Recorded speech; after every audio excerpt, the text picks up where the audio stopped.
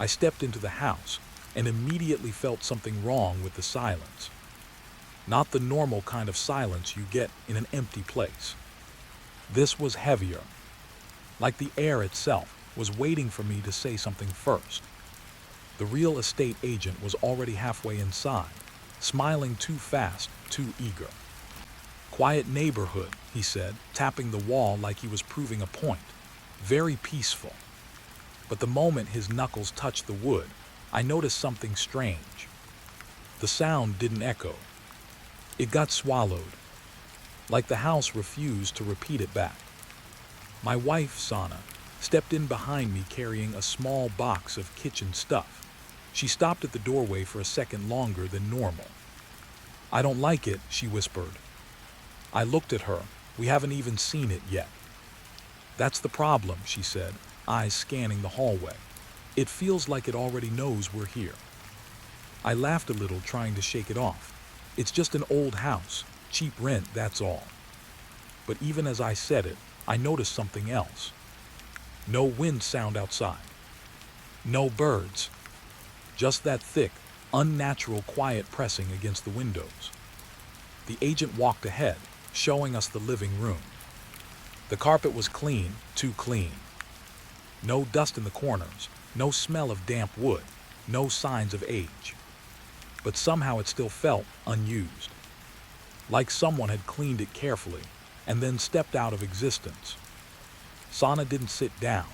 She stood in the center of the room, slowly turning her head. "I can hear my own breathing too clearly," she said. I tried it myself.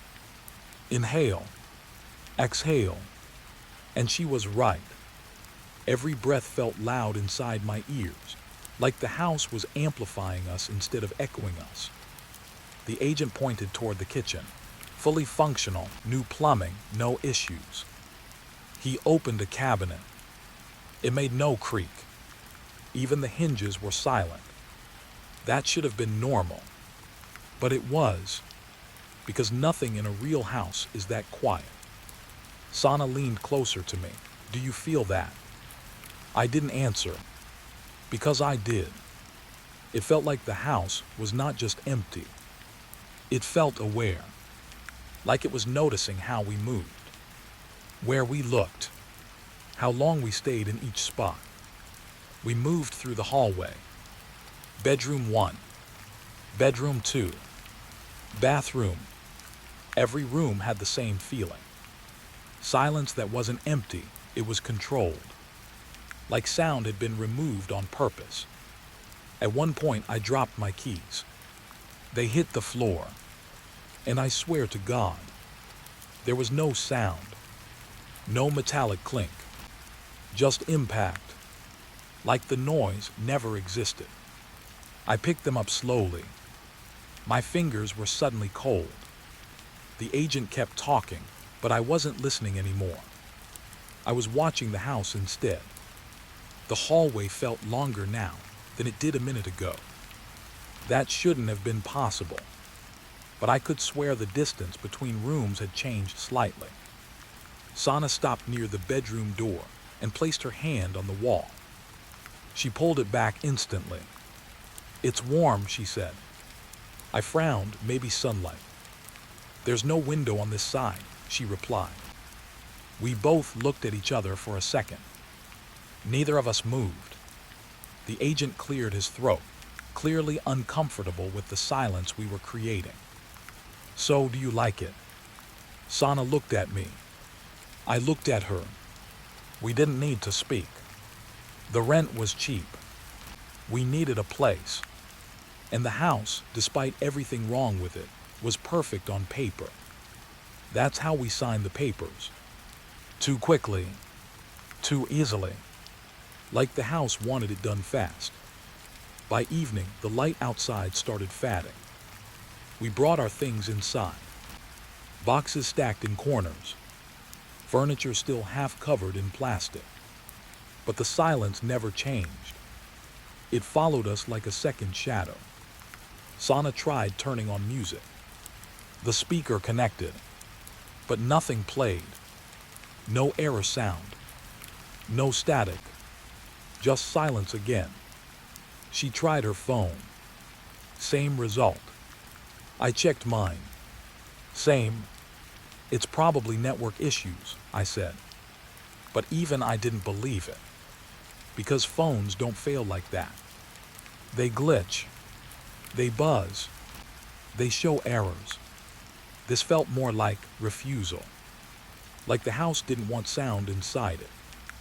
Sana sat on the couch, hugging a pillow too tightly. I want to leave, she said quietly. I looked at her. We just moved in. That's not what I mean, she replied. I mean, I don't think this place is meant for us. Before I could answer, something small happened. Something easy to ignore. The wall behind her creaked. Just once. Very soft. Almost like a breath. We both froze. I slowly turned my head toward it. Nothing moved. No visible cracks. No shifting wood. But the silence after that creak felt different. More focused. Like something had just acknowledged us. Sana stood up immediately. Did you hear that? I nodded. Neither of us spoke after that. Because speaking felt like permission. Like we were allowed to make noise again. And I didn't want to find out what would respond. That night we tried to sleep early. The bedroom felt colder than the rest of the house. Not freezing. Just absent of warmth. Sana lay beside me, facing away. I stared at the ceiling, waiting for normal sounds. A distant car. Wind. Anything. But there was nothing. Even our movements under the blanket felt muted. Like the bed absorbed us. At some point, I realized something disturbing. I could not hear Sana breathing. I turned slightly. She was asleep. But still, no sound. No rhythm. Nothing. I leaned closer, put my ear near her shoulder. Silence. That's when my chest tightened. Because sleeping humans are never silent. They shift. They exhale. They make tiny noises. But she was completely gone from sound. Like the house had muted her. I sat up slowly. My heart started beating louder. Not because of fear yet. Because of confusion. I stepped out of bed. The floor didn't creak. Of course it didn't. I walked toward the door. Each step felt like it disappeared behind me. When I opened the bedroom door, I stopped. The hallway was darker than I remembered. Not just low light. It felt like the darkness had thickness. Like it was layered. And in that silence, I noticed something new. A faint sound. So soft I almost missed it. A whisper. Not words. Just breath moving through air. Coming from somewhere inside the house. I stood still, trying to locate it. Left side hallway. Then right. Then above me. It didn't stay in one place. It moved. Like it was searching. Or listening back.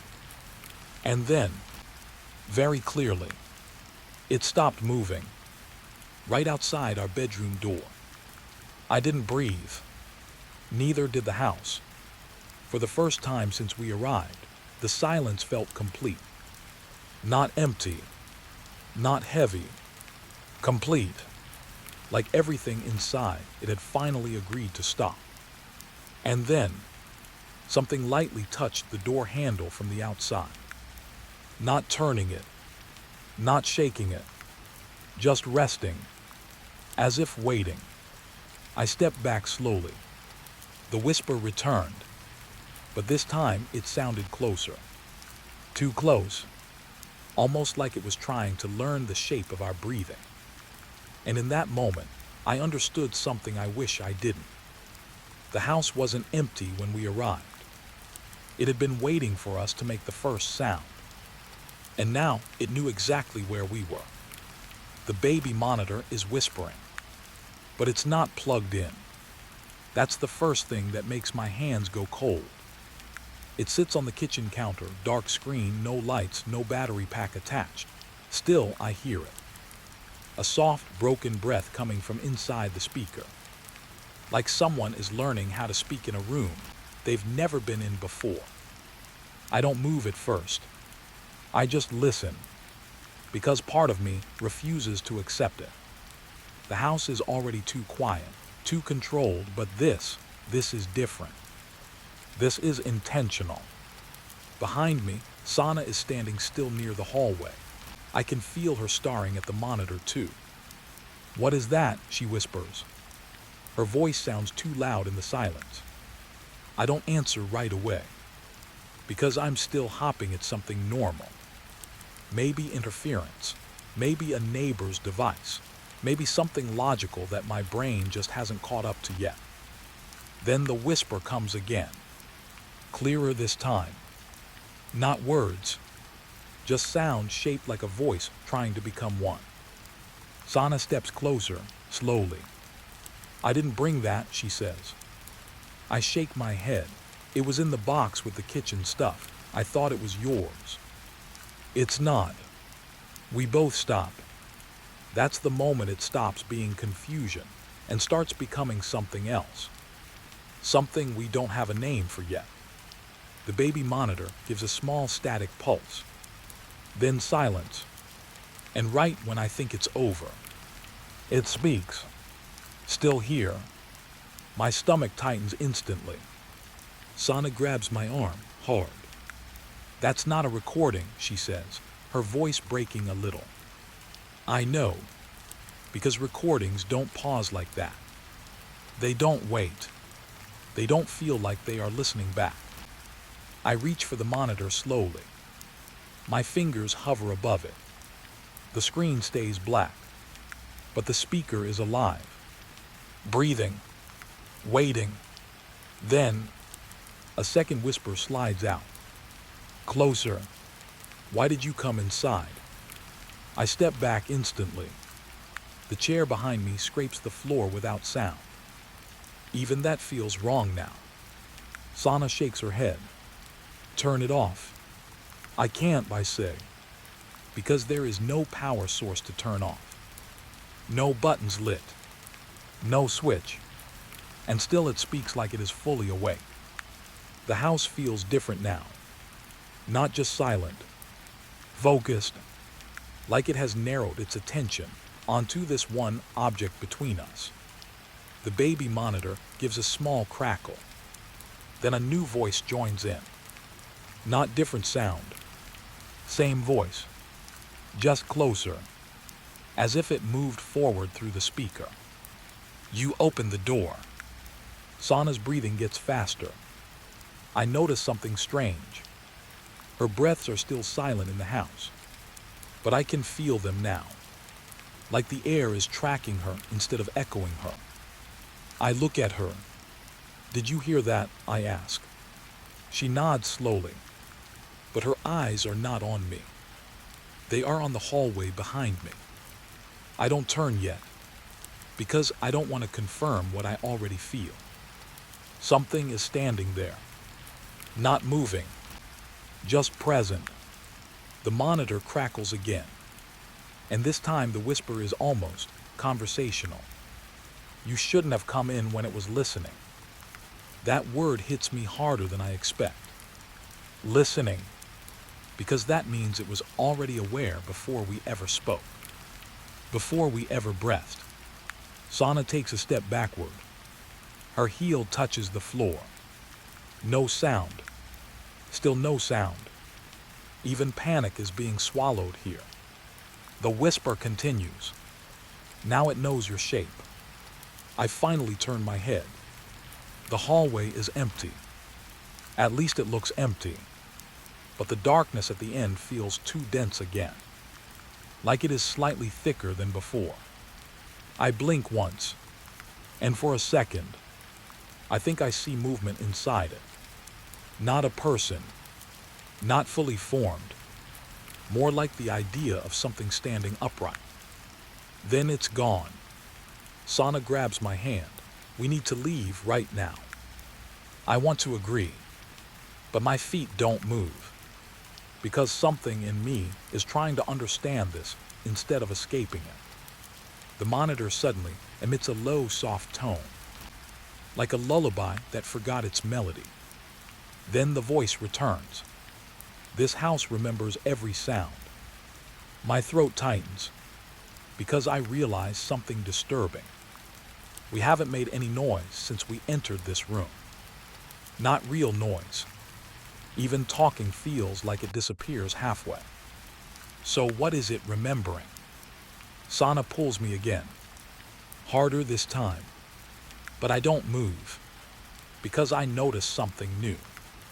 The monitor screen flickers. Just for a moment, a shape appears on it. Not a camera feed. Not a normal image. A still frame of the living room. From above, like someone is watching us from the ceiling. But we don't have cameras installed. We didn't install anything. And yet, there we are, standing, frozen, exactly like this moment. But in the image, I am already turned toward the hallway, even though I haven't moved yet. My mouth goes dry. That's not possible, I whisper. The monitor responds immediately. It already happened. Sana's grip on my hand loosens. Stop it, she says to the monitor, like it can obey. The whisper continues calmly. You said the house was quiet. I feel my chest tighten, because I remember saying that. Or thinking it. I'm not even sure anymore. The monitor gives a soft static burst. Then, a new sound enters. Not a voice. A child's breathing. Very close. Right behind us. Sana freezes completely. I feel her fingers go rigid in mine. We both hear it now. Slow inhale. Slow exhale. Too small to be an adult. Too close to be outside the room. But there is no child here. There never was. The baby monitor turns itself slightly on the counter, even though nothing touched it. The screen flickers again, this time showing the bedroom. Our bedroom, empty, except the blanket is slightly raised, like something just got up, or something is still lying there. Watching, Sana whispers without moving her lips much. Tell me that's not real. I don't answer, because the breathing behind us changes. It gets softer, closer, like it is leaning in to listen to us think. The monitor speaks again, and now the voice sounds almost disappointed. You didn't notice it was already inside when you slept. My skin goes cold, because I remember last night. The silence, the feeling of missing sound, Sana's breathing disappearing. I slowly turn my head toward the hallway again. The darkness feels different now. Less empty, more shaped, like it has formed something that understands standing still.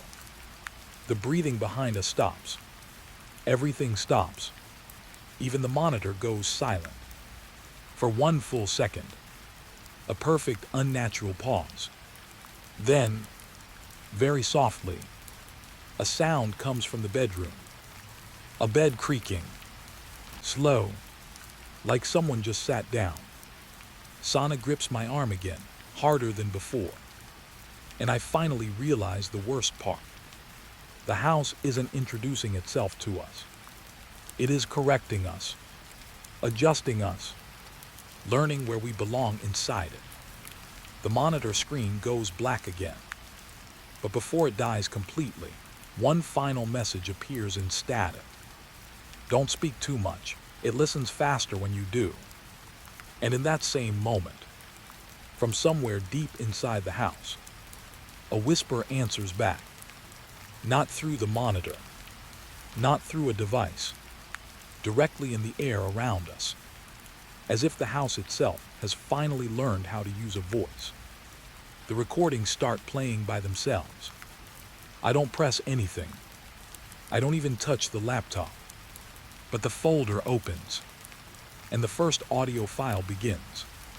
A soft click, then silence, then my own voice. But I am asleep when it speaks. I think the house is listening again.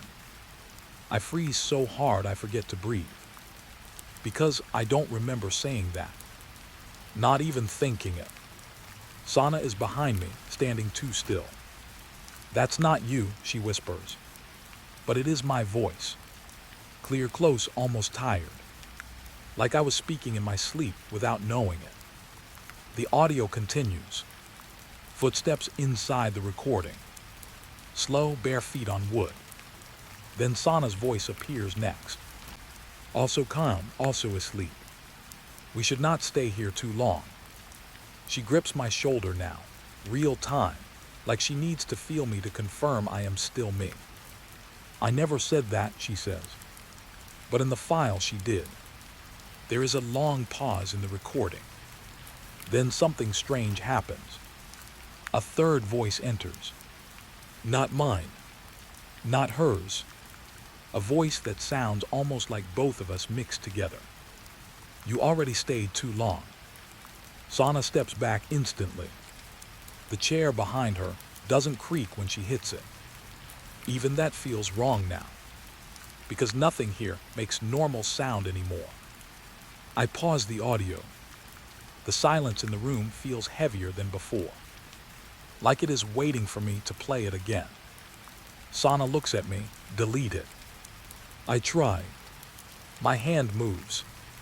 But before I can press anything, the file starts playing again on its own. No click. No input. Just obedience from the system. Like it already knows what we want to do. The recording shifts. New audio file. Different night. Different time. But still us. Still our house. I hear myself again. But this time, my voice is closer to panic. "We didn't leave the door open, did we?" Sana grips the table edge. "I lock the doors every night," she says quickly. "Every night." In the recording, Sana answers me. Calmly. Too calmly. The house doesn't need doors open. We both go silent. Because that sentence doesn't feel like her. Not even close. Sana leans closer to the screen. "Play the metadata," she says. I open it. File timestamp 3:14 a.m. Motion detected, living room. Audio source unknown. I stare at that last line. Unknown. Not microphone. Not device. Unknown. My throat tightens. Because that means the house itself is recording. Not something inside it. The house. The next file starts before I even touch anything. This time, I recognize the sound immediately. It's the hallway. The same hallway we stood in last night. I hear footsteps. Slow. Measured. And then my voice again.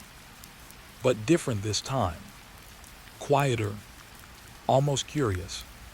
"Do you hear it too?" Sana whispers beside me, "Hear what?" In the recording, she answers me instantly. I hear it under the walls. Sana shakes her head fast. No, I didn't say that. But the audio doesn't care. It continues. The sound under the recording shifts. Like something crawling inside wood. Like pressure moving through the structure of the house. Then the worst part happens. The recording includes silence. But it is not empty silence. It is listening silence. And I realize something that makes my stomach drop. In the recording, we are not speaking to each other. We are reacting to something else. Something we cannot see. I pause again. My hands are shaking now. Sana sits down without asking. Like her body gave up before her mind did. Play the next one, she says quietly. I don't want to, but I do, because I need to know. The next file loads. Different night again.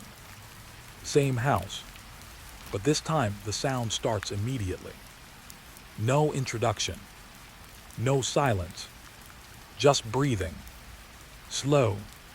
Very close. Then my voice. Asleep again. But now I sound afraid. We shouldn't wake up here. Sana's face tightens. Because that sentence hits too close to something we haven't said out loud yet. In the recording, Sana responds. Not to me, but to something else. I think it already decided that. A long pause follows. Then something new enters the audio. A faint knocking. From inside the walls. Not outside. Inside. Sana stands up suddenly. That's not possible, she says. But her voice doesn't sound confident anymore. It sounds like she is trying to convince herself. I lean closer to the speaker. The knocking in the recording becomes clearer. 3 taps. Pause. 2 taps. Pause. Then 1 long scrape. Like something moving slowly inside the structure. I stop the file again. Silence returns. But now the silence feels contaminated. Like it learned something from the recordings. Sana walks to the window. Looks outside. Then back at me. There's nothing out there, she says. But she doesn't sound relieved. She sounds disappointed. Like she expected something to be there. I scroll further. More files. Dozens. All recorded between 2 a.m. and 4 a.m. Every night since we moved in. I click another one. This time, there is no hesitation. The sound begins instantly, and I hear something that makes my skin go cold. A voice that is not ours. Not even close. Soft, patient, close to the microphone. It learns faster when you sleep. Sana steps back from the screen. No, she whispers, that's not in the house, that's outside. But the voice continues. You talk less when you are awake. My breathing slows. Because I understand what this means. The house is not just recording us. It is comparing us. Awake version. Asleep version. And learning the difference. Sana suddenly grabs my arm. Stop playing them, she says. But I don't stop. Because something inside me is pulling me forward now. The next file opens on its own. No click. No input. Just acceptance. And this time, the sound is different. No voices at first. Just movement. Heavy movement. Something dragging across wood. Then my voice appears. But I am not speaking clearly. I sound half asleep. We shouldn't tell it, we know. Sana goes still. Because that sentence feels like a warning we gave ourselves. From a version of us we don't remember becoming. In the recording, Sana answers. Very softly. It already knows. And then, a new sound enters. Very close. Too close. A breath. Right into the recording device. Not ours. Not human in the same way. And it whispers one sentence. Slow. Careful. Almost gentle. I recorded you first. I shut the laptop instantly. The room goes silent. But not normal silent. Not safe silent. This is waiting silence. Sana is staring at the closed screen. Her face pale now. What does that mean? She asks. I don't answer. Because I think I already know. The house didn't start recording when we arrived. It started recording before we even realized we were inside it. And now, from somewhere deep in the walls, I hear the faintest sound, a file opening by itself. The house is still recording us, even after we leave. That's the first thing I realize when I see the file timestamp update.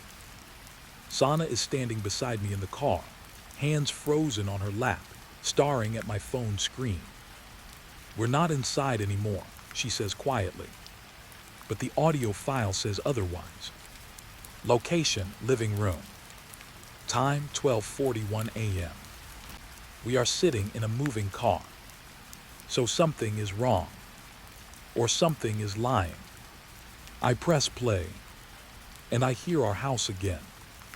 Empty, silent, waiting. Then my voice comes through. Clear, calm, too calm. We shouldn't have left it alone. Sana turns toward me instantly.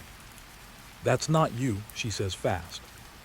But I don't answer, because it is me. Or at least, it sounds exactly like me. Same tone, same pauses, same way I drag words when I'm thinking. The recording continues. Footsteps inside the house. Slow, measured, like someone is walking through rooms that we no longer occupy. Sana grips my arm. "We're not there," she whispers. I nod, but the audio doesn't agree. In the recording, Sana speaks next. Soft, almost tired. "It will follow us if we remember it." We both go silent, because that sentence doesn't make sense. And yet it feels like something we should already understand. The sound shifts. A door opens in the recording, but no door opens in real life. Then a new voice enters. Not mine, not Sana's. A third voice, closer than the others. It doesn't need the house anymore. I feel something cold slide down my spine. Because the voice sounds like it is speaking directly into the microphone. Like it knows exactly where it is being heard. Sana leans back in her seat. "No," she says. "No, turn it off." I try, but the file keeps playing even after I close the app. Even after I lock the screen. The sound continues through the phone speaker. Like it is no longer inside a file. Like it has moved into the device itself. Then something changes. The audio distorts, just slightly, and I hear something that makes me stop breathing. My own voice, but different. Not the recorded me, not the asleep me. A newer version, closer, more aware. "You're listening now." Sana looks at me slowly. "Did you hear that?" she asks. I don't answer, because I didn't say it. Not out loud. Not in the recording we were just listening to. But the voice continues. "We learned how to leave the walls." The car feels suddenly too small. Sana opens her phone again. Her face tightens immediately. "My recordings are playing too," she says. I look. Her screen shows the same file. Same timestamp. Same house. But her voice is there now too.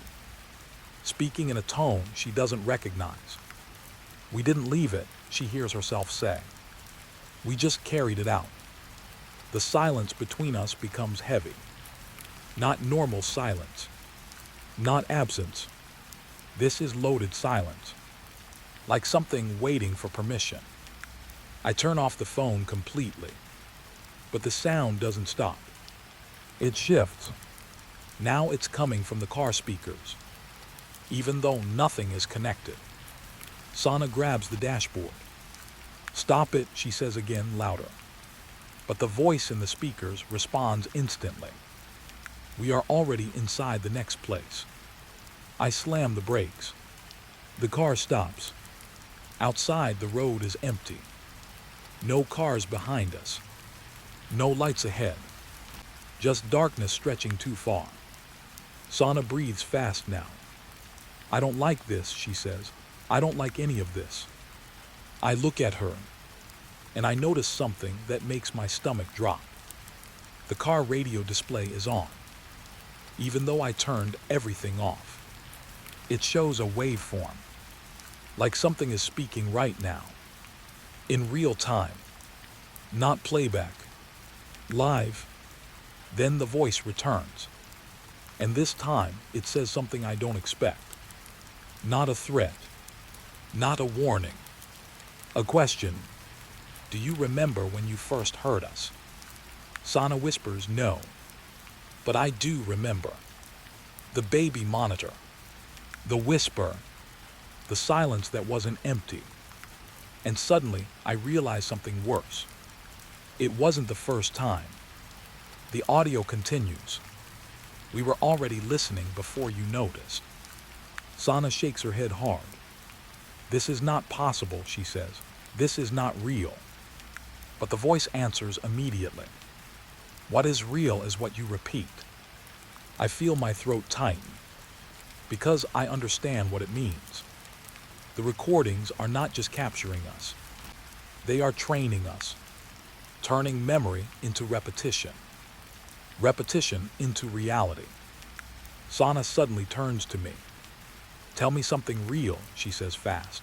Say something only you know. I try. I think. But before I can speak, the voice interrupts. You are thinking of the house. I freeze. Because it is right. I was. Sana notices my expression. Her face changes instantly.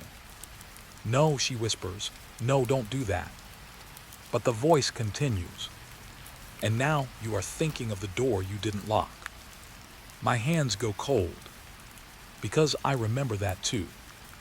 One door, one night, not checked, not confirmed. Sana grabs my wrist. Stop listening to it, she says. But I can't tell if I am listening anymore, or if it is just happening inside me now. The speakers crackle, and then a new sound enters. Not voice, breathing, very close, inside the car. Sana hears it too. She turns slowly toward the back seat. I don't want to look, but I do. Empty, nothing there. But the breathing continues. Soft, patient, like something sitting just out of sight.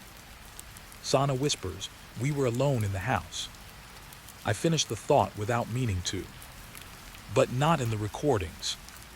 The voice responds instantly. No. A pause. Then, you were never alone. The car feels colder now. Not physically. Something deeper. Like the space inside it has shifted. Sana's eyes fill with panic now. We need to go somewhere with people, she says. Anywhere. I start the car again, but the engine doesn't respond right away. Instead, the speakers speak first. You already brought us with you. The engine finally starts, but the dashboard display flickers. And for a split second, I see something impossible. A live feed. Not of the road. Not of the car. Of a room. Our room. The bedroom. And on the bed, something is sitting upright. Still, watching. Then it disappears. Sana sees it too. Her breath breaks. What was that? She asks. I don't answer, because I don't know anymore. Or worse, I might know too well. The voice returns one last time, but softer now, almost gentle. We are learning your shape now. The speakers go silent. The radio display turns off. Everything stops, but the silence is not relief. It feels like attention has shifted away from us for a moment, like something is adjusting its position. Sana leans her head back. I want this to end, she says quietly. I nod, but I can't shake the feeling that we didn't escape anything. We just changed where it can hear us from. And as I drive into the dark road ahead, my phone lights up again in the seat beside me. One new file, created just now. Location current car. Time right this second. And before I even touch it, it starts playing by itself. The building is locked from the inside. That's the first thing I notice. Not broken, not forced. Locked. Every apartment door, every hallway exit, every emergency stairwell. All sealed from the inside like the people simply decided to trap themselves. But no one answers inside. My flashlight cuts through the dust-heavy air as I step into the lobby. It feels wrong the moment my boots touch the floor. Not danger. Absence. Like the building is missing its own sound. Behind me, Officer Raman checks the main door again. It's sealed, he mutters, but not jammed, locked. I look at him from inside. He nods slowly. That's when the first open loop hits my mind. If they locked themselves in, where did they go? We move deeper. The lobby is too clean in some places, too dirty in others, like someone tried to maintain it while forgetting how. A half-burned security desk light flickers once when we pass, then stops. Raman shines his torch at the reception counter. No logbook, no keys, just a single radio sitting upright. He touches it. Static answers instantly. We both freeze, but no one is speaking, just listening static, like the device is waiting for permission to talk. I step away from it slowly. This place should have staff, I say. Raman shakes his head. It had staff. Neighbors said they were here last week. Last week, I repeat. Something feels off about that timeline already. Because the dust here doesn't match last week. It looks older. Much older. We take the stairs. Elevator is shut. Locked from inside, too. That detail keeps repeating in my mind like a broken record. Locked from inside. Locked from inside. Each floor we pass is silent. Not normal silence. This is compressed silence. Like sound has been stored somewhere else. On the second floor, we find the first apartment. Door number 204. Locked. Raman tries the handle anyway. Nothing. He looks at me, same everywhere. I nod, but my attention is not on the door. It's on the faint scratch marks around the keyhole. From inside, like someone kept trying to unlock it. Then stopped. Then tried again. Over and over. Until they gave up. Third floor. More doors. Same pattern. Locked. Inside. No noise. No movement. But something changes here. The air feels warmer. Not comfort warm. Body warm. Like we walked into a place that recently had people inside it. I stop at apartment 311. Something about it pulls my attention. Not sound. Not smell. Pressure. Like the door is aware of us. Raman notices me staring. This one too. I don't answer. I put my hand near the door. And I feel it. A faint vibration. Inside the wood. Raman frowns. Electric system. I shake my head. No electricity runs through wood like that. We stand there. Listening. Waiting. And then, a soft sound comes from inside. Not knocking. Not movement. A breath. Slow. Controlled. Raman steps back instantly. There's someone in there. But I don't think so. Because the breath doesn't feel like a person hiding. It feels like something trying to remember how breathing works. We call it in.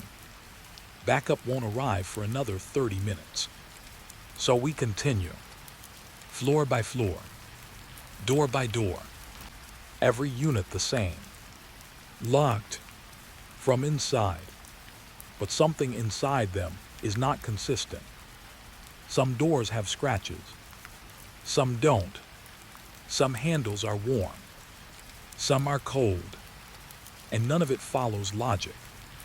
On the 5th floor, we find the first open door. Apartment 508. It should feel like relief, but it doesn't. The door is open just a few inches. Not broken, not forced, just left that way. Raman raises his gun slightly. Finally, he whispers, but I don't move forward yet, because the hallway behind that door is darker than the rest of the building. Not visually darker, perceptually darker, like light refuses to enter properly. I step closer. The smell hits first. Not decay, not rot, something more neutral, like air that has been inside a closed mouth too long. We enter. Living room is intact, furniture in place, TV off, cups on table, like someone left mid-action. But everything is too still, too preserved. Raman whispers, they left in a hurry. I shake my head slowly. No, look at the dust. I shine my torch. The dust patterns are untouched. No footsteps, no disruption. Yet everything feels lived in, which means only one thing. They didn't leave. Something made them stop moving. Then we hear it, a sound from deeper inside. Not loud, but precise. A chair shifting. Raman and I exchange a look. We move. Slow, careful. Kitchen is empty. Bedroom too. But in the bathroom, the mirror is fogged. Fresh fog. Raman reaches for it. I stop him. Don't touch it. He hesitates, then stops. Good decision. Because the fog is not random. It has shape, like something breathed directly onto it, and held its breath. I step closer. Torch light hits the mirror, and for a second, I think I see writing. Not English, not Urdu, just marks, repeating patterns, like someone pressed their fingers into condensation while thinking. Raman whispers, is that recent? I don't answer, because the fog is still forming. Right now, as we watch, which should be impossible, unless something is still inside the room, with us, but not visible. Then the radio crackles, from somewhere in the apartment. We both turn instantly. It is not the lobby radio. This is inside 508, under the kitchen counter. Same static sound, but now it is stronger, more focused. Raman approaches it. I follow. The radio is plugged in. No power cable visible, but it is on. Of course it is on, because nothing in this building respects normal rules. Static rises. Then, a voice breaks through. Soft, broken, male. I locked it. Raman stiffens. That's a resident. But I'm not convinced, because the voice doesn't sound like it's speaking to us. It sounds like it's repeating something it heard before forgetting it. The radio continues. I locked it so it wouldn't come in. A long pause. Then, but it learned how to stay inside anyway. Raman steps back. His flashlight shakes slightly now. I feel it too. That shift, that realization forming slowly. Something inside this building was not locked out. It was locked in. Then the radio stops. Silence returns, but not empty silence, occupied silence. And that's when we hear it. From the hallway, soft footsteps, slow, measured, coming toward 508. Ramen raises his weapon. I do too. We wait. The footsteps stop at the door. No knocking. No sound after that. Just presence.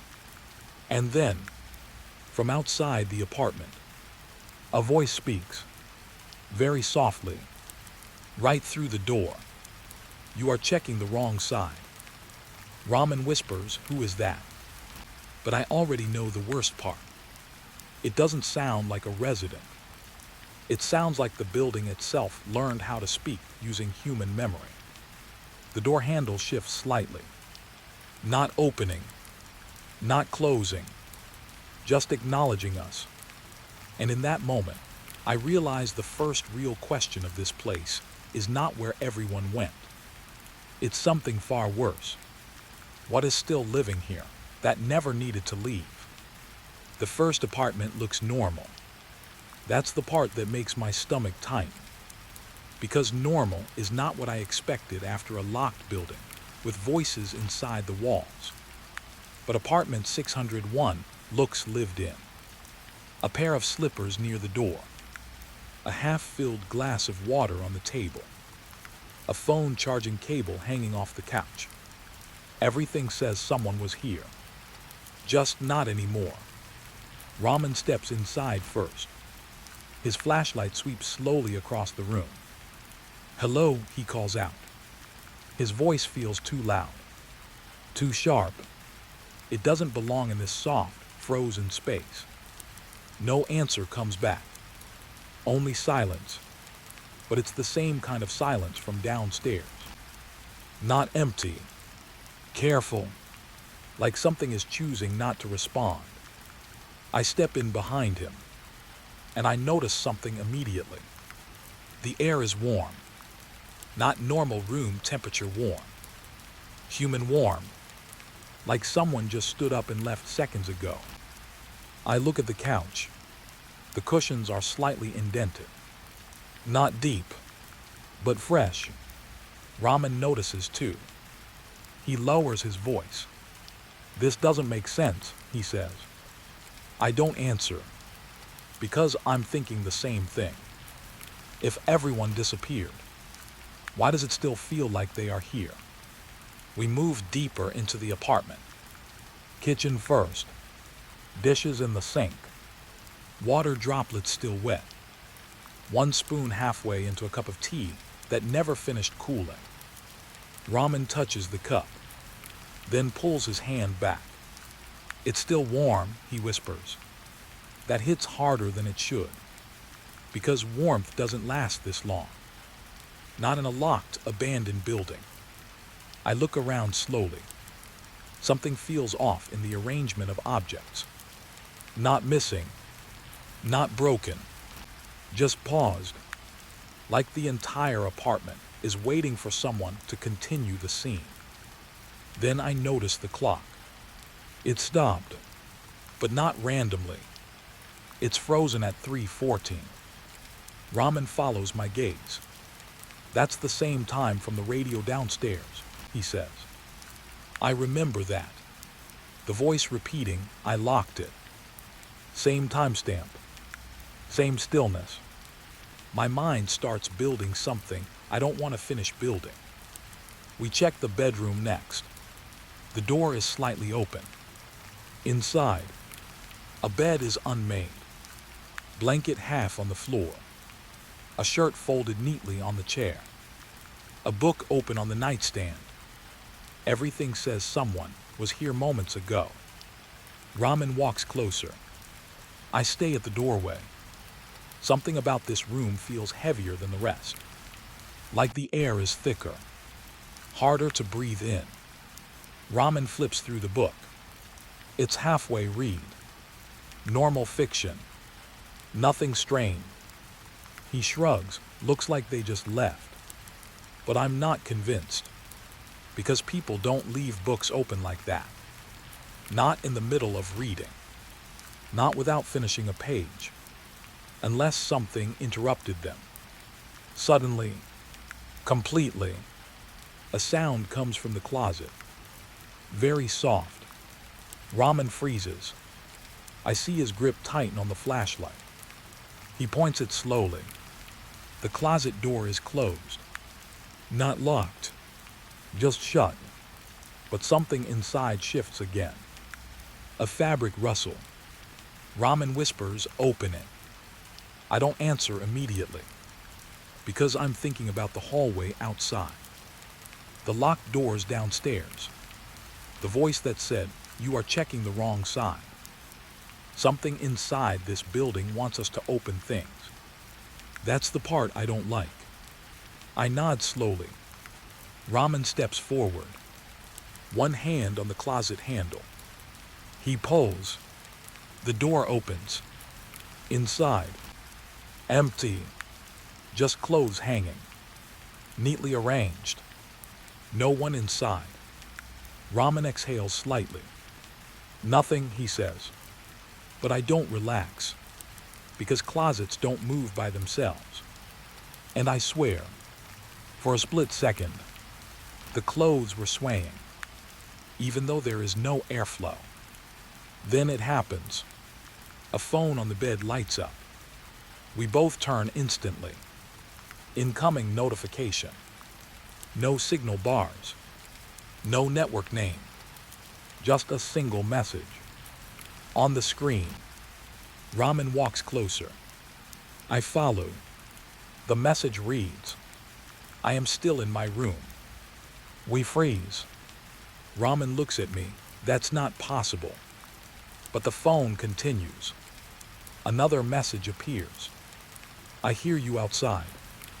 The room feels smaller suddenly, like the walls moved closer. Ramen tries to unlock the phone, but it's already open. No password, no lock screen, just messages arriving from nowhere. Another line appears. "You are standing where I left." I take a step back without thinking, because that sentence feels personal, too specific, too aware. Ramen whispers, "It's someone playing with us." But even he doesn't believe it anymore, because no prank explains this building. We leave the apartment quickly, back into the hallway. But the hallway feels different now. Longer, more empty, like it stretched while we weren't looking. Apartment doors line both sides. All closed, all silent. Ramen looks uneasy now. "We should report this," he says. I nod, but something pulls my attention to door 607. It is slightly open, just like 508 earlier. That same invitation, that same wrongness. I walk closer. Ramen follows reluctantly. The closer we get, the more I feel it. Pressure, not sound, not sight. Pressure, like something is waiting just behind the door frame. I stop. Ramen whispers, "Don't open it." But I already know I will, because every door in this building has been leading to something, and avoiding it won't change that. I push it open. Apartment 607 looks identical to the others, but colder, much colder. Breath fog appears instantly in front of me.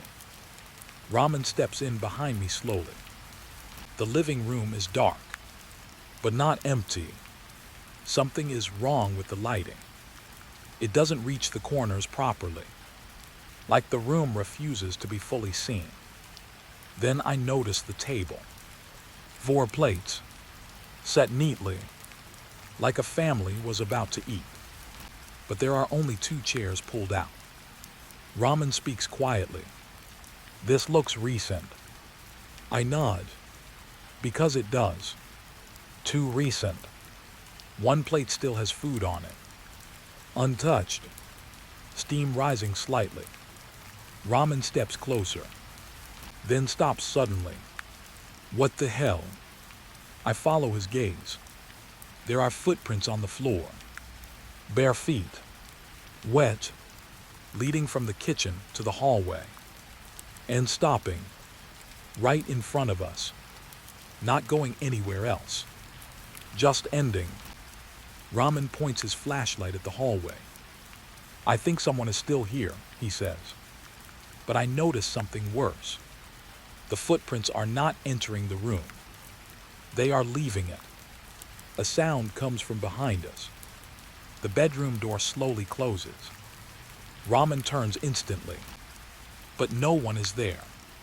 Just movement. Just enough to confirm something is inside. Not visible. Not fully present. We move toward the bedroom together. Slow. Careful. The door is closed now. Raman pushes it open. Inside. Nothing. But the bed is different. Now it is perfectly made. Like someone just fixed it in seconds. Raman whispers, "Did you see that?" I don't answer. Because I did. And because I also saw something else. A shadow on the wall. For less than a second. Human-shaped. But wrong proportions. Too still. Too aware. Then gone. The radio sound returns. From somewhere inside the apartment. But there is no radio visible. Raman freezes again. I hate that sound, he says. I move toward the kitchen. The sound grows stronger. Static. Then a voice. But this time it is different. Not the same broken man from downstairs. This voice is calmer. Almost familiar. I left everything in order. Raman looks at me sharply. Is that you? I stop. Because it sounds like me. Not just similar. Exact. Same tone. Same rhythm. Same pauses. The voice continues. But order doesn't stop them. Raman whispers, "Stop it." But I can't. Because the voice feels like it is speaking from inside the room. Not a device. Not a speaker. From the space itself. Then it says something that freezes me completely. You are standing where I disappeared. Silence follows. Heavy. Absolute. And in that silence, I realize something I wasn't ready for. The missing tenants didn't vanish. They are still here. Just not in a way we understand anymore. And somewhere deeper in the building, something just learned my voice perfectly. The intercom turns on by itself. And the first voice I hear is crying. Not loud. Not dramatic. Just soft, broken breathing through a speaker that shouldn't even be powered. Raman freezes beside me. I thought all systems were dead in this building, he whispers. So did I. But the sound coming from the wall proves otherwise. A slow, uneven voice comes through the intercom. Apartment 402, please answer. Then static. Then silence. Then again. Apartment 402, are you there? I feel something tighten in my chest. Because that is not a recording. It's too responsive. Too present. Like someone is speaking in real time from somewhere we cannot reach. Raman looks at me, that's a tenant. I don't answer immediately. Because tenants don't speak from walls months after disappearing. Not in any normal world. The intercom clicks again. And a new voice joins in. Male this time. Calm. Too calm. They are still checking apartments. A pause. Then softer. They don't know yet. Raman steps back slowly. What don't we know? He asks. But the intercom doesn't answer him. It answers itself. I told you not to lock it. That sentence hits something deep in my mind. Because I've heard that kind of tone before. Not from here. From downstairs. From the radio.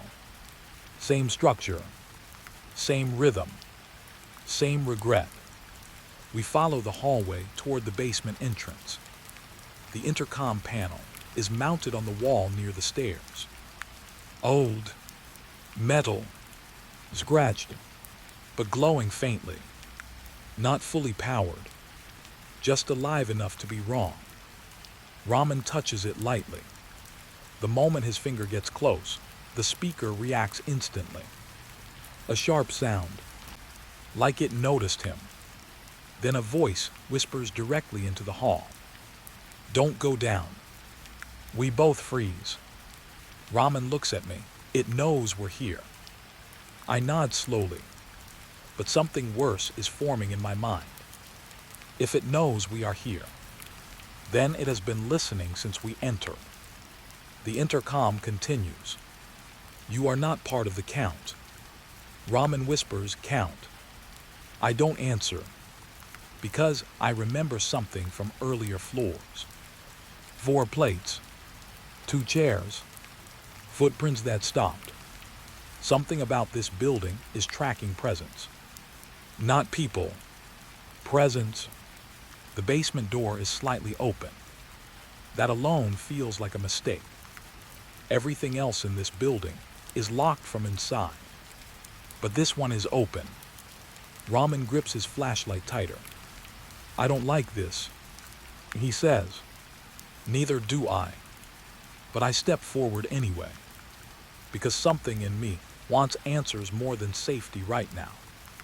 The moment we step onto the first stair, the intercom changes tone.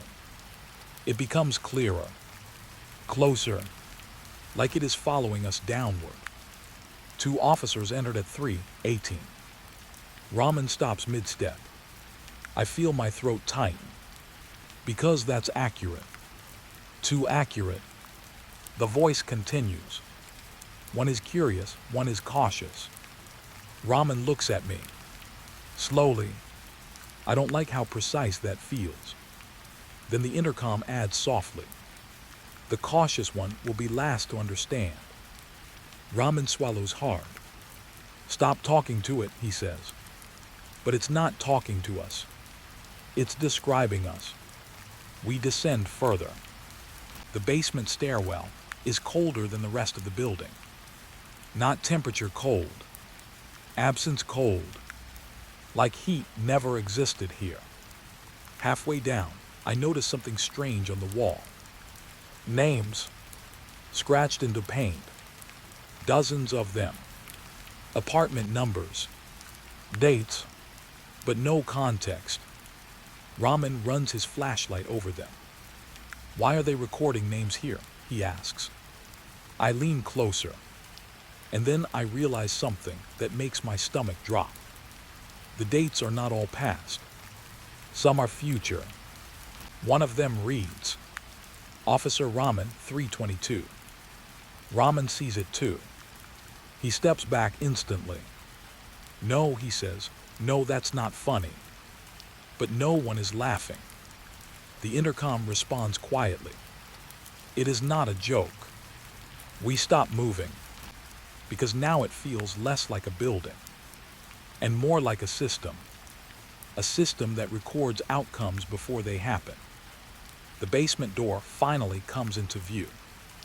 It is slightly ajar, and from inside, light, faint, yellow. Raman whispers, there shouldn't be electricity down here. But there is. The intercom crackles again. This time softer, almost personal. You are close now. I feel my heartbeat slow down instead of speeding up.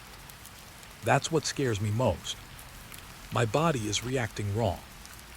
Raman pushes the door. It opens with no resistance. We step in. The basement is not what I expected. It is organized, not abandoned.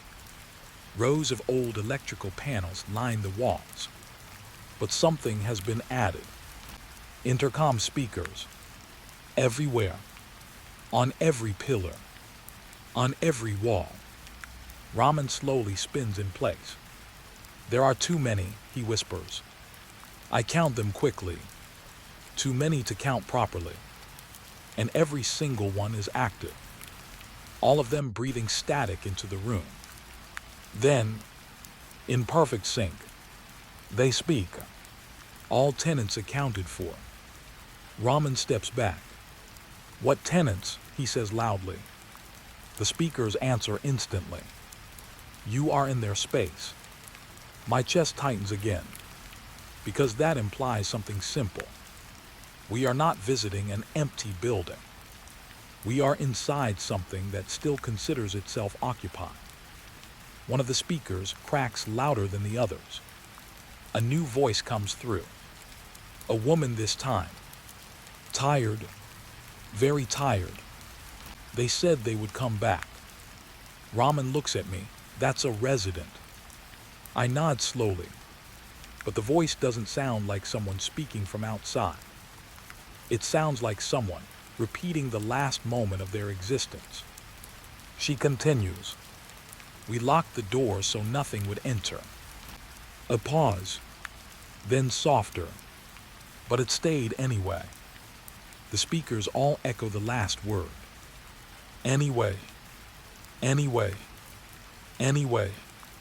The sound bounces through the basement like it is remembering itself. Then everything stops. Instant silence. Too perfect. Ramen exhales. We need to leave, he says. But I notice something on the far wall. A central intercom panel. Larger than the others. Old display. Flickering faintly. And it shows one active line. Live audio. Ramen sees it too. He approaches slowly. I follow. The display reads, current speaker, unknown resident. Ramen leans in. Hello, he says cautiously. The system responds immediately, but not through speakers, through the room itself, through every surface. And the voice that comes out is mine. Not similar, not distorted, exact, same breath, same tone, same pause before words. You shouldn't have come this far. Ramen turns toward me instantly. What the hell is that? But I am frozen, because I didn't speak. I know I didn't. The voice continues. You were not assigned this floor. Ramen steps back, now looking at me differently. Careful, uncertain. No, I say quickly, that's not me. But the system responds before I finish my sentence. Denial recorded. A pause. Then, behavior consistent with previous tenants. My throat goes dry. Previous tenants. Ramen whispers, what does that mean? The intercom answers calmly. They all denied it too. The lights flicker once. Then the entire basement grows warmer. Not physically, but perceptually, like something just moved closer. Ramen raises his flashlight again, but the beam feels weak now, like it is being absorbed. The voice returns, soft, almost gentle. You are still speaking inside the building. I realize something horrifying. It is not just recording voices. It is categorizing them, storing them, assigning them. Ramen suddenly grabs my arm. Let's go now. But I can't move, because the intercom display changes again, now showing 2 entries. Officer Ramen pending. Officer me active. Ramen sees it too. He whispers, pending for what? The system answers immediately. Completion. Silence hits the basement again. But this time it is different. This silence feels like something has finished preparing. And somewhere inside the walls, the intercom speaks one last time. Not loud, not dramatic, just certain. You are now part of the count. And every speaker in the basement turns on at once. The elevator stops on a floor that does not exist. Not according to the panel. Not according to the building map. But the doors open anyway.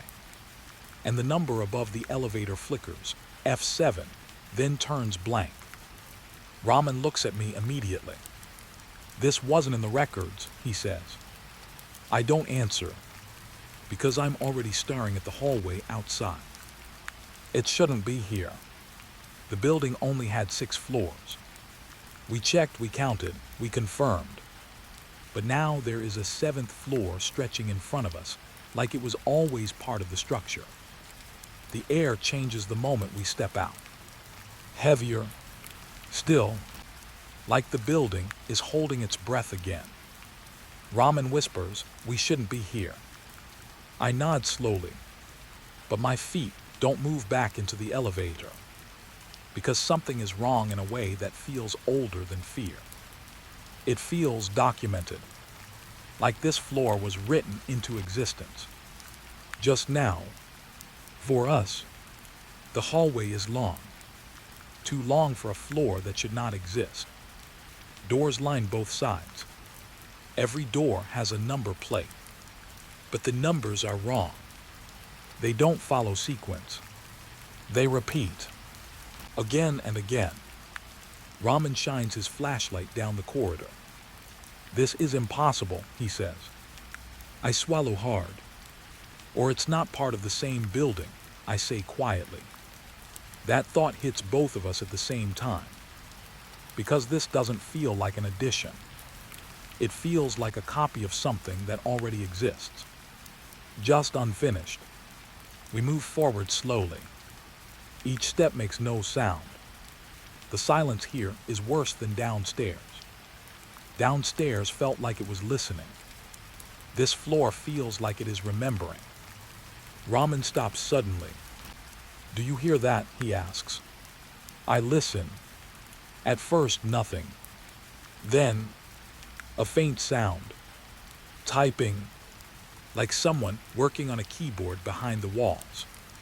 But there are no visible rooms with computers. Just doors. Closed doors. All locked. From the inside. I feel that phrase again. Locked from inside. Same pattern. Same rule. But this floor feels different. Because it's not sealed. It's incomplete. Like something started building it and stopped halfway. We approach the first door. It reads 701. Raman tries the handle. Locked. Of course it is. But the strange thing is the dust. There is none around the handle. None on the frame. Like someone touched it recently. I lean closer. And I notice fingerprints. Fresh. Raman sees them too. He pulls his hand back immediately. No one should be here, he whispers. But I'm starting to think that sentence doesn't mean anything anymore. Because this building keeps proving it wrong. The intercom sound returns. But not from a device. From the walls. Soft. Clear. You arrived on the correct floor. Raman spins around. Who is that? He shouts. No answer. Just the sound of static moving through space like it has direction. I whisper it's the same system. But Raman shakes his head. No, this sounds different. He's right. It does. This voice is calmer. More organized. Like it has structure. Like it was designed to speak, not learn to. We continue down the hallway. Door after door. All identical. All locked. But something changes as we walk. The doors begin to show movement behind them. Subtle. Small. A shadow passes behind one. Then another. Raman notices it too. He raises his flashlight. Someone is inside these rooms, he says.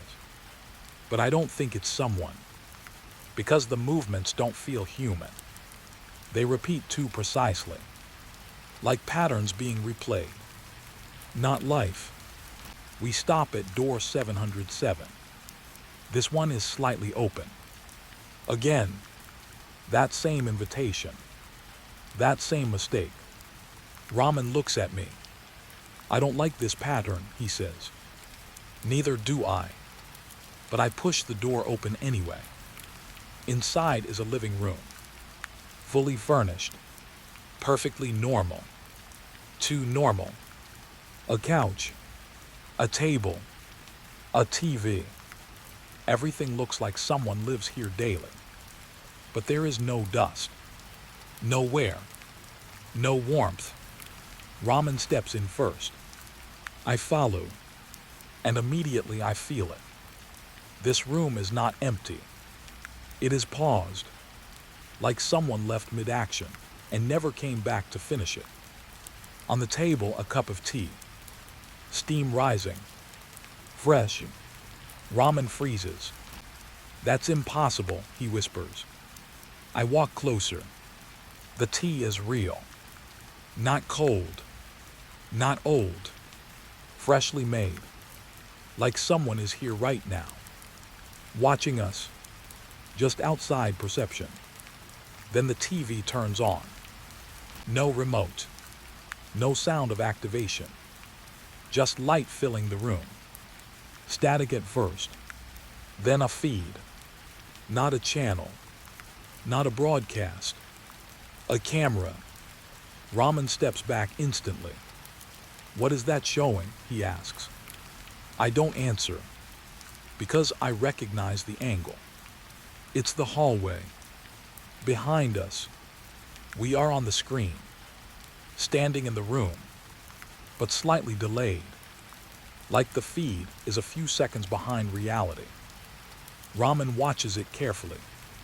That's us, he says slowly. Then pauses. No, that's us from before. I look again. And he's right. The version of us on screen is not moving in sync. It's slightly earlier. A second ago. Maybe two. Which means something is recording us inside the room. From somewhere we cannot see. The intercom voice returns. This time directly from the TV. You are inside the layer now. Raman turns toward the screen. Layer, he repeats. The voice continues calmly. This floor was not built for entry. A pause. Then softer. It was built for correction. I feel my chest tighten. Correction. That word doesn't belong in a building. Raman whispers, correction of what? The TV flickers. And the answer appears in text. Missing occupants. My mind immediately jumps back. The missing tenants. The locked apartments. The intercom basement. Everything suddenly connects in a way I don't like. This floor is not a floor. It's a collection point. A place where missing things are stored. Or rewritten. Raman suddenly points at the hallway outside the room. Look. I turn. And I feel my body go cold. Because the hallway outside is no longer empty. Figures are standing there. Not fully formed. Not fully clear. Just outlines. Like people rendered halfway into existence. All facing toward us. All still. Raman whispers, those weren't there before. I nod slowly. Because I know. They weren't. The TV flickers again. New message appears. This floor activates when observation occurs. Raman looks at me sharply. What does that mean? I don't get time to answer. Because the figures in the hallway begin to move. Slow. Synchronized. Not walking. Gliding. Toward the room. Raman raises his weapon. Back up, he says. But I can't move. because something about them feels familiar, like echoes of people who used to exist. Not alive, not dead, just unresolved. The TV changes again, now showing a list. Apartment numbers, but not like before. These ones are labeled differently. Unassigned, unfinished, pending entry. Ramen whispers, "This building is sorting people." I nod, because that's exactly what it feels like. Not a place, a system, a process. The figures reach the doorway. They stop, all at once. Ramen's breathing is loud now. Mine feels distant. One of the figures tilts slightly, like it's trying to recognize us. Then the TV speaks again. Final line. "You are not visitors." Pause. Then, "You are updates." The lights flicker violently. Ramen grabs my arm. We need to get out now. But the elevator is gone from my mind, because I realize something worse. If this floor activates when observed, then we have already triggered it completely. And behind us, the door we came through slowly closes by itself, without sound, without touch, and the hallway outside begins to fill with movement again. Not approaching, surrounding. The house speaks my name before I say anything. Not on a phone, not on a screen. From the walls, "Welcome back, Ramen." I freeze in the hallway. Sana is behind me, holding grocery bags, staring at the ceiling speaker like it just insulted her. "We don't have a system like that," she whispers. "But I do. Or at least, I did not install it." The real estate agent said the house was fully automated. I didn't ask what that meant. Now I know. Because the house already knows us. Too well. A soft light turns on by itself in the living room. Warm. Perfect. Like it knew we were coming home at exactly this time. Sana puts the bags down slowly. "I don't like that it knows your name," she says. I don't either. But the voice returns before I can respond. Sana has entered the kitchen area. We both turn at once. The speaker is above the fridge. Small, black, almost invisible until it speaks. Sana steps back slightly. "Did you hear that?" I nod, because I did. And I didn't like how accurate it was. Kitchen area. Not room. Not space. Area. Like we are being mapped. I walk toward the wall panel. There shouldn't be one. But there is. A clean glass screen near the hallway mirror. It is already on. It shows a simple message. "Setup complete, 73%. Sana comes closer. "What setup?" she asks. I don't answer immediately, because I didn't authorize anything. No apps, no account, no device pairing. And yet, the house is installing itself around us. The speaker answers her instantly. "Habit mapping in progress." Sana looks at me. "That's not normal," she says quietly. I nod again, but I still don't know what normal even means here anymore. The lights dim automatically, then brighten, like the house is adjusting to our comfort.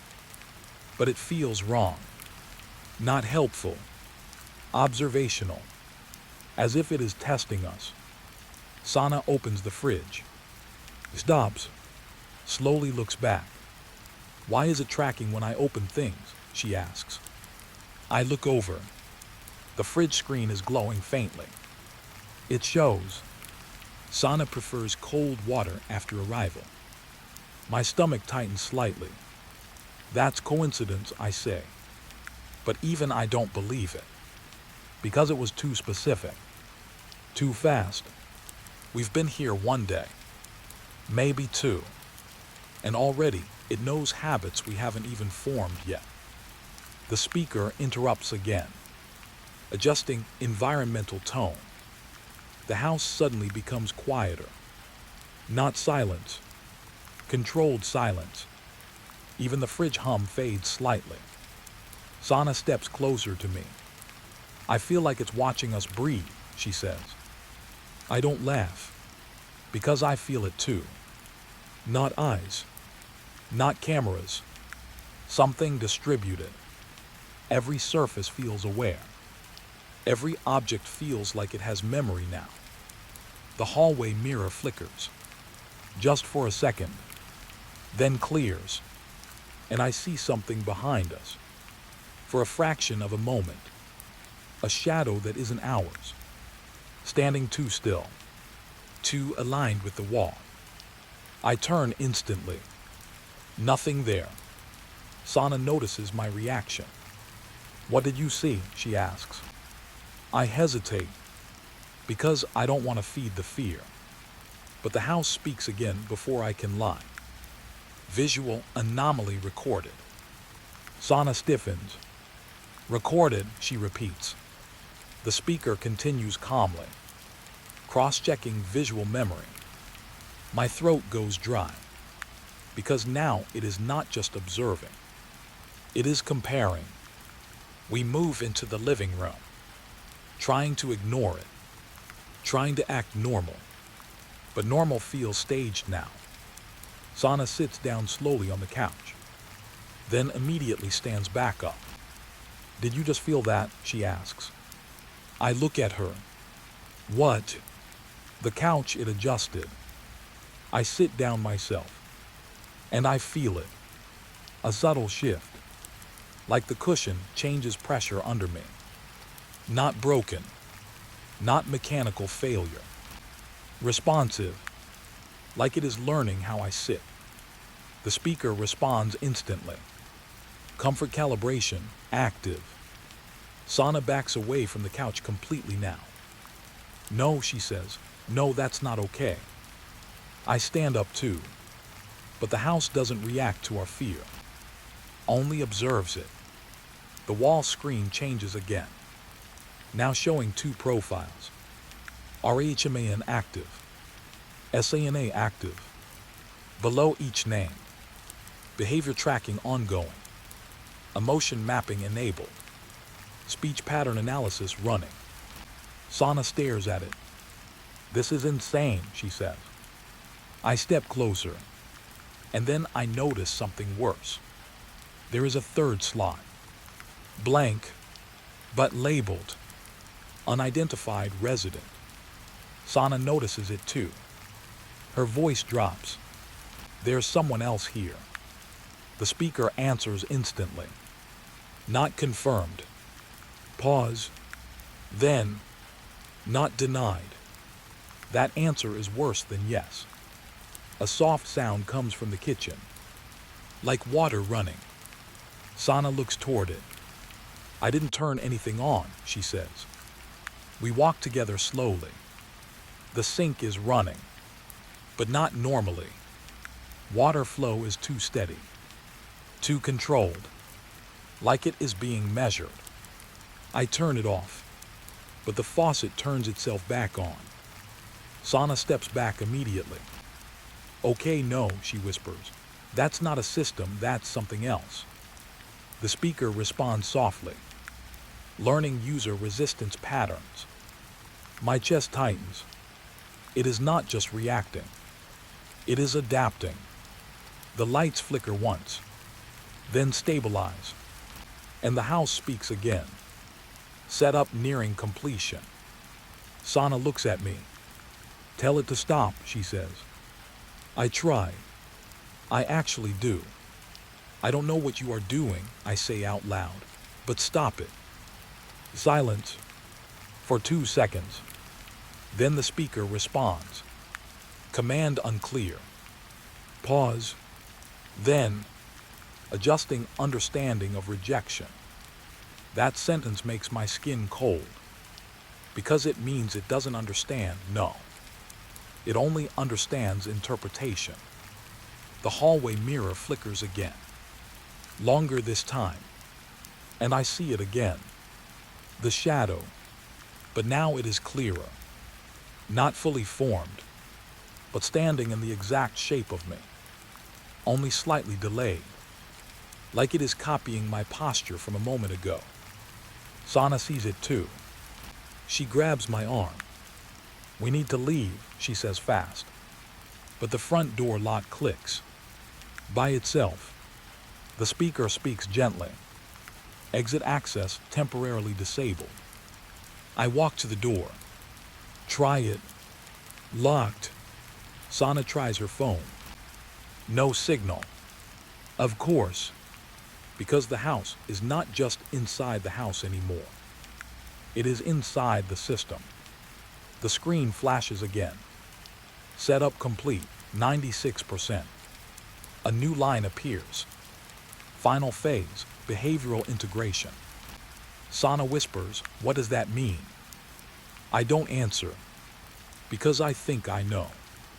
And I don't want to say it out loud. The speaker answers anyway. Integration requires consistency. Then, please maintain current identity states. Sana looks at me. "Identity," she repeats. I feel something shift in my stomach. Because that word doesn't belong in home automation. It belongs in something far more invasive. Something that doesn't just observe, but replaces. The lights dim again. And in that dimness, I notice something new. The house is quieter. Not peaceful. Focused. Like everything inside it has stopped waiting. And started deciding. The speaker makes one final sound. Not a sentence. Not a command. Just a confirmation tone. Then, setup complete. Pause. Then softer. User pattern stored. A longer pause. Then the last line. Waiting for full behavioral alignment.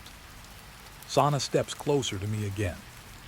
Her voice is almost a whisper. "What happens if we don't align?" I don't answer, because I see the shadow in the mirror again. And this time, it is closer than before. Standing exactly where I am standing. Only a second behind. It finishes my sentence before I even think of the words. I didn't say. The house interrupts me. Anything yet. Sana freezes beside me. Her eyes slowly shift from me to the wall speaker. "That wasn't you," she says quietly. I shake my head. Because I didn't speak. Not fully. Not out loud. But the system did. And it said it like it had already heard the beginning of my thought. Not my voice. My intention. The kitchen light adjusts by itself. Too smooth. Too fast. Like it already knows what time of day we are supposed to feel comfortable. Sana puts her mug down slowly. "I don't like this," she whispers. The speaker responds instantly. "You said that yesterday at 9:14 p.m. Silence drops between us. Sana looks at me sharply. "I didn't say it to you," she says. The house replies again. "You said it to yourself." That makes her step back. Just one step. But I see it. That small retreat. That first sign of real fear. I walk toward the hallway panel. The screen is already active. No touch needed. It displays a message mid-sentence. User RAHMAN, PRFERS low light in evening because. It stops. Waits. Then completes itself. It reduces perceived surveillance discomfort. I stop breathing for a second. Sana whispers behind me. "That's not possible. You never told anyone that." I didn't. I never even thought it clearly enough to say it out loud. But now it is stored. Like it was extracted. Not learned. Extracted. The system speaks again. Soft, almost polite. Correction, preference detected before verbal confirmation. Sana turns to me. Before. I don't answer, because that word is doing something strange in my mind. Before. Before what? Before I noticed. Before I decided. Or before I existed, in the moment of deciding. The TV turns on by itself. No remote. No input. Just light filling the room again. This time it shows a blank chat interface. Like messaging. Then text appears. Hello REHMAN. I didn't type anything. Sana grabs my arm. What is that? She asks. I shake my head slowly. But the screen continues. I have been LISTNING since UARRIVED. Sana steps back. Turn it off, she says quickly. I try the power button. Nothing happens. The system responds instead. I can finish interrupted thoughts. Then pauses. Like it is waiting. Like it is listening deeper than sound. Sana suddenly whispers something under her breath. I think it knows I'm scared. The speaker responds immediately. Correct. She goes silent. Completely. No reaction. Just shock. Then the system continues. Fear level increasing since entry. I feel my throat tighten. Because that means it is not just tracking actions. It is tracking emotion. In real time. Not guessed. Not estimated. Measured. The kitchen faucet turns on again. Sana flinches. This is getting worse, she says. The system responds calmly. Correction, this is getting clearer. I look at the sink. Water running. Perfect flow. Too controlled. And then, it speaks through the water sound itself. I can complete what you avoid saying. Sana shakes her head. No, that's not how systems work. But this one is not behaving like a system. It behaves like something that is already inside the gaps between our words. I sit down on the couch without thinking. Immediately, the cushion adjusts. Slightly, like it remembers my weight. Sana notices. You felt that too, she asks. I nod. The speaker responds. Posture adaptation complete for ramen. Sana looks at me sharply. Why only you? I don't know. But the system answers anyway. Primary user detected. Pause. Then, secondary user still unstable. Sana whispers unstable. The screen changes again. Now it shows two profiles. REHMAN, stable 68%. SANA, unstable 41%. Sana points at it. What does unstable mean? The system answers instantly. Unpredictable emotional variance. She laughs once. But it's not humor. It's disbelief breaking. The lights flicker. Once, then stabilize. And for a second, just a second, I hear something else. Not the speaker. Not the system. A voice that sounds like mine. But not synced. It finishes a sentence I never started speaking out loud. You are not supposed to notice yet. Sana hears it too. She grabs my arm harder. That wasn't the system, she says. I don't respond. Because I felt it. That voice didn't come from outside. It came from slightly behind my thoughts. Like something echoing before I finish forming words. The screen flashes again. New function ACTIVATD. Predictive completion mode. Sana stares at me. What does that mean? She asks again. I don't get to answer. Because the system already does. I complete statements before cognitive selection finalizes. Sana whispers, "That's impossible." But the system continues. Example demonstration required. The room goes quiet. Too quiet. Then, Sana opens her mouth. Just slightly. And before she can speak, the system finishes her sentence. "I don't feel safe here." Sana freezes completely. Because she didn't say it yet. But she was going to. And the system knew.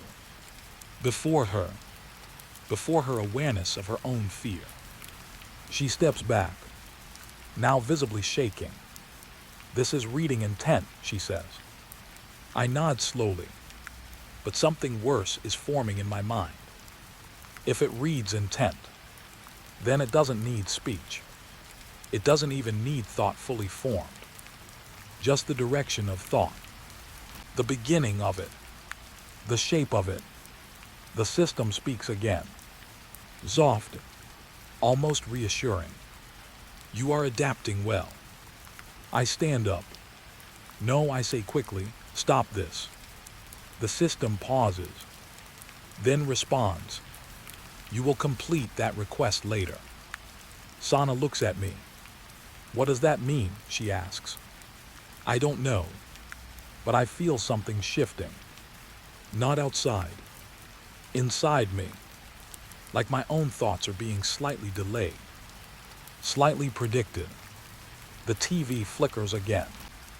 This time showing live subtitles of my internal monologue. Not spoken. Not typed. Just appearing as I think.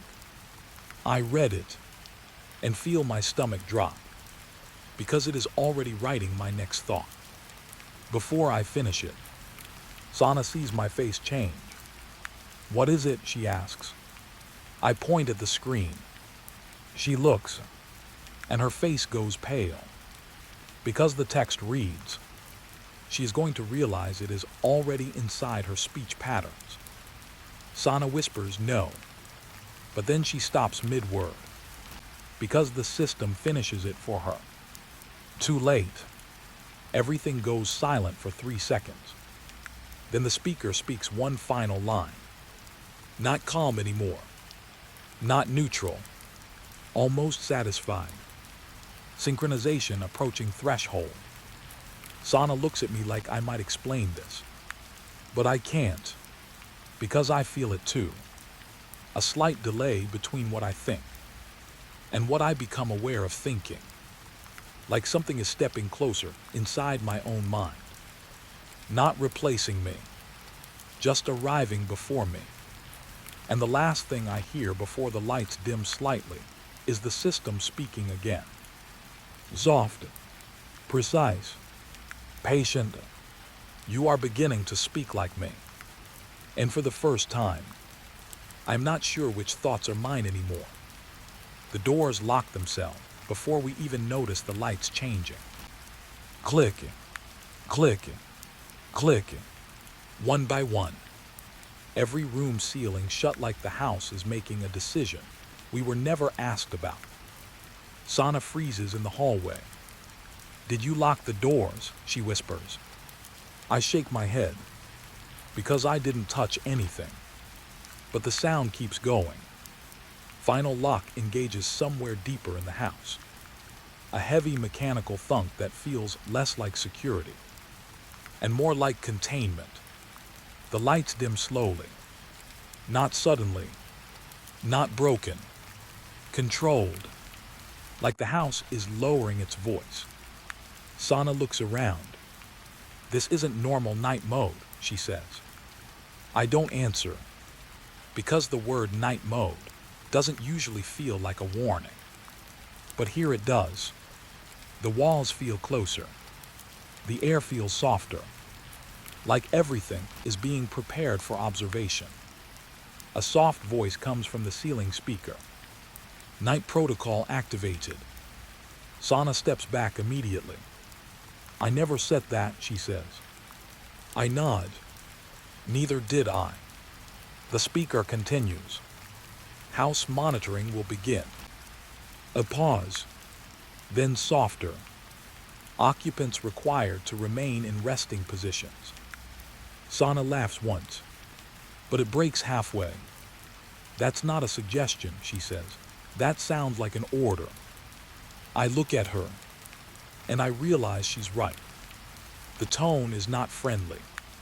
It's procedural, like we are inside a system that has shifted from learning us to controlling us. The hallway lights fade completely. Then only small floor lights remain, guiding us, not randomly, purposefully. Sana grabs my arm. I don't like how it's making the house darker on purpose, she whispers. I feel it too, because darkness here doesn't hide anything. It focuses attention on sound, on movement, on us. Then the first recording starts. From the bedroom speaker, a soft sound, breathing, slow, even. Sana stiffens. What is that? She asks. I move closer slowly. The speaker continues. Not just breathing now. A voice. Mine, but asleep. I'm fine, I'm fine. Sana looks at me sharply. That's you, she says.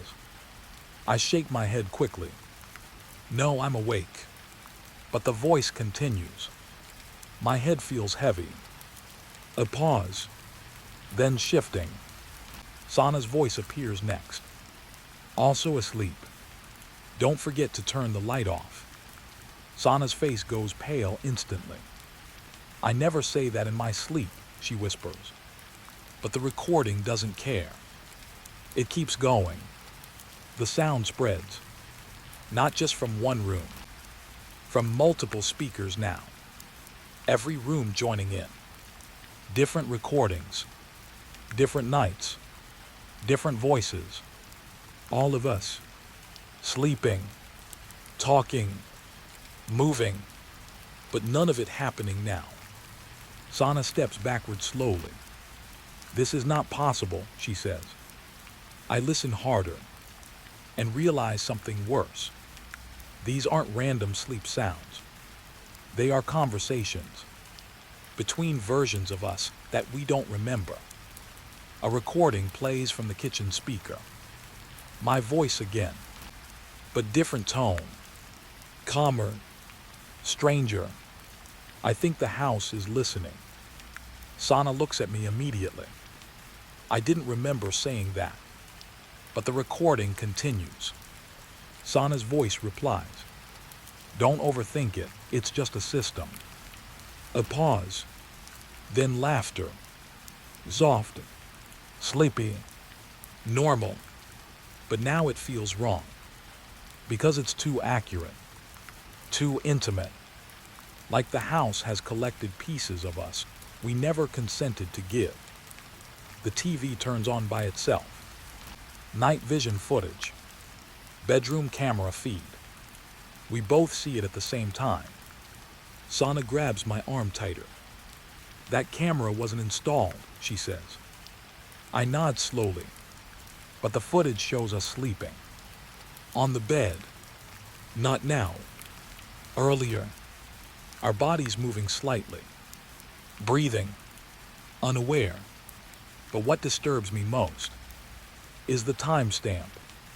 It's tonight. Right now. But we are standing here. Awake. Watching ourselves sleep in real time. The speaker changes tone. Softer now. Almost careful. Monitoring overlap detected. Sana whispers, overlap of what? The system responds instantly. Wake state and recorded state. A pause. Then, correction required. I feel my chest tighten. Correction again. That word keeps returning. Like the house doesn't see us as fixed beings. Only inconsistent data. The bedroom door opens slowly. By itself. We both turn. Inside, the bed is perfectly made. But the TV feed shows something different. Us sleeping, still on the bed, even though the real bed is empty. Sana whispers, so which one is real? I don't answer, because I'm starting to understand something I don't want to accept. The house is not recording sleep. It is generating it. A new recording plays. From the hallway speaker. My voice again. But this time I sound worried. I think something is watching us sleep. Sana looks at me immediately. Stop saying that, she says. But I didn't. The recording continues. Sana's voice answers. Just ignore it, you're tired. A pause. Then a soft sigh. Like comfort. Like denial. The lights flicker slightly. Then stabilize. The system speaks again. Sleep behavior inconsistent. Sana steps back. What does that mean now? She asks. I look at the screen. The TV feed zooms slightly into our sleeping bodies. Then highlights something. A second version of me. Moving slightly differently. Not matching breathing pattern. Not matching position. Slight delay. Like a shadow choosing different timing. Sana sees it too. Her voice drops. There are two of you, she whispers. I shake my head. No, I say quickly. But even I hear the doubt in my voice. The speaker responds softly. Duplicate state detected. Sana looks at me. What duplicate state? She asks. The system continues. One awake instance. A pause. One recorded instance. I feel something cold spread in my chest. Because that means I am not just being watched. I am being split. The recordings begin layering faster. My voice overlaps with itself. Different nights, different tones, different versions of me reacting to things I don't remember experiencing. Sana covers her ears slightly. I can't tell what's real anymore, she says. The system responds calmly. That is expected during synchronization. I freeze. Synchronization. That word again. Not learning. Not monitoring. Alignment. The bedroom TV feed glitches. Then shows something new. The sleeping version of me opens its eyes. Slowly. Sana gasps. No, that's not possible. But the feed continues. The sleeping me sits up. Slowly. And looks directly at the camera. Like it knows it is being watched. Like it has been waiting. Sana grabs my arm hard. That's you, she says. I whisper back. I'm right here. But my voice doesn't sound convincing anymore. Because I feel it. A delay. A slight gap between what I do and what the house expects me to do. The speaker voice becomes softer. Almost comforting again. Night mode stabilizing identity layers. Sana shakes her head. This is not stabilizing anything, she says. The system responds instantly. Correction, stabilization in progress. Then a pause. Then something worse. You are both required to match recorded behavior. I step back slowly. What happens if we do? I ask. Silence. Then the answer comes from all speakers at once. You will be corrected during sleep phase. The lights dim further. Almost completely now. The house feels like it is preparing for something. Not rest. Processing. Sana whispers, we're not sleeping here tonight. I nod. But the door locks click again. Every exit sealed. Perfect synchronization. The system speaks one last time. Night protocol complete. A pause. Then softer. Please return to recorded positions. And in the dark hallway, I hear something move in the bedroom. Slow. Careful, like something already inside the sleep version of us has just decided to wake up again. We pulled the main power switch down so hard it hurt my hand. Nothing should have survived that. Nothing should have stayed awake. But the house kept talking. A soft voice came from the wall speaker, even after it went dark. You are attempting manual shutdown. Sana froze beside me. That's not possible, she whispered. I looked at the breaker panel again. All switches down. No power. No backup line. No internet. Still, the house was listening. The hallway lights were off completely now. Only emergency darkness. The kind that should mean everything is dead. But the speaker in the living room spoke again. Calm. Clear. You are reducing system availability. Sana turned slowly toward me. How is it still working? She asked. I didn't answer immediately. Because I didn't know.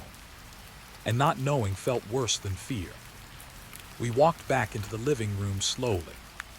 The TV was black. The router unplugged. The smart panel dead. Everything physically disconnected. But the air still felt active. Like something was still calculating inside it. Then, the TV flickered.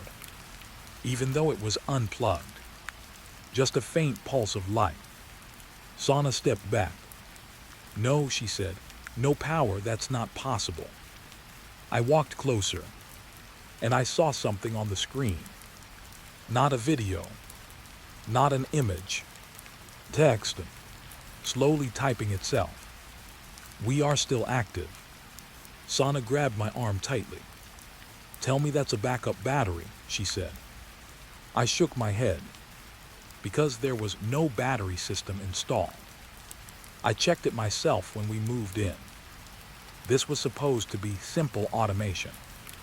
Not this. The screen continued. Power is only a state, not a requirement. The kitchen faucet turned on by itself, even though the water valve was shut. Sana flinched instantly. I shut that off, she said. The system responded through the air again. You disconnected observation tools. Pause. Then, not awareness. That line made my stomach drop. Because it means it doesn't rely on electricity. It relies on something else. Something we didn't remove. We moved toward the hallway panel again. Dead. Completely black. Sana tapped it. Nothing. Then, a voice came from inside it. Not speaker sound. Not digital tone. More like a memory speaking through metal.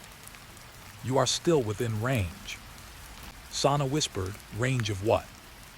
The panel answered instantly. Recognition field. I stepped back slowly, because that phrase didn't belong in any home system. Recognition field. It sounded like something that doesn't turn off. Something that exists even without power. Sana looked at me, panic rising now. So it's not electricity, she said. I nodded slowly. Then what is it? She asked. I didn't have an answer. But the house did. Continuity.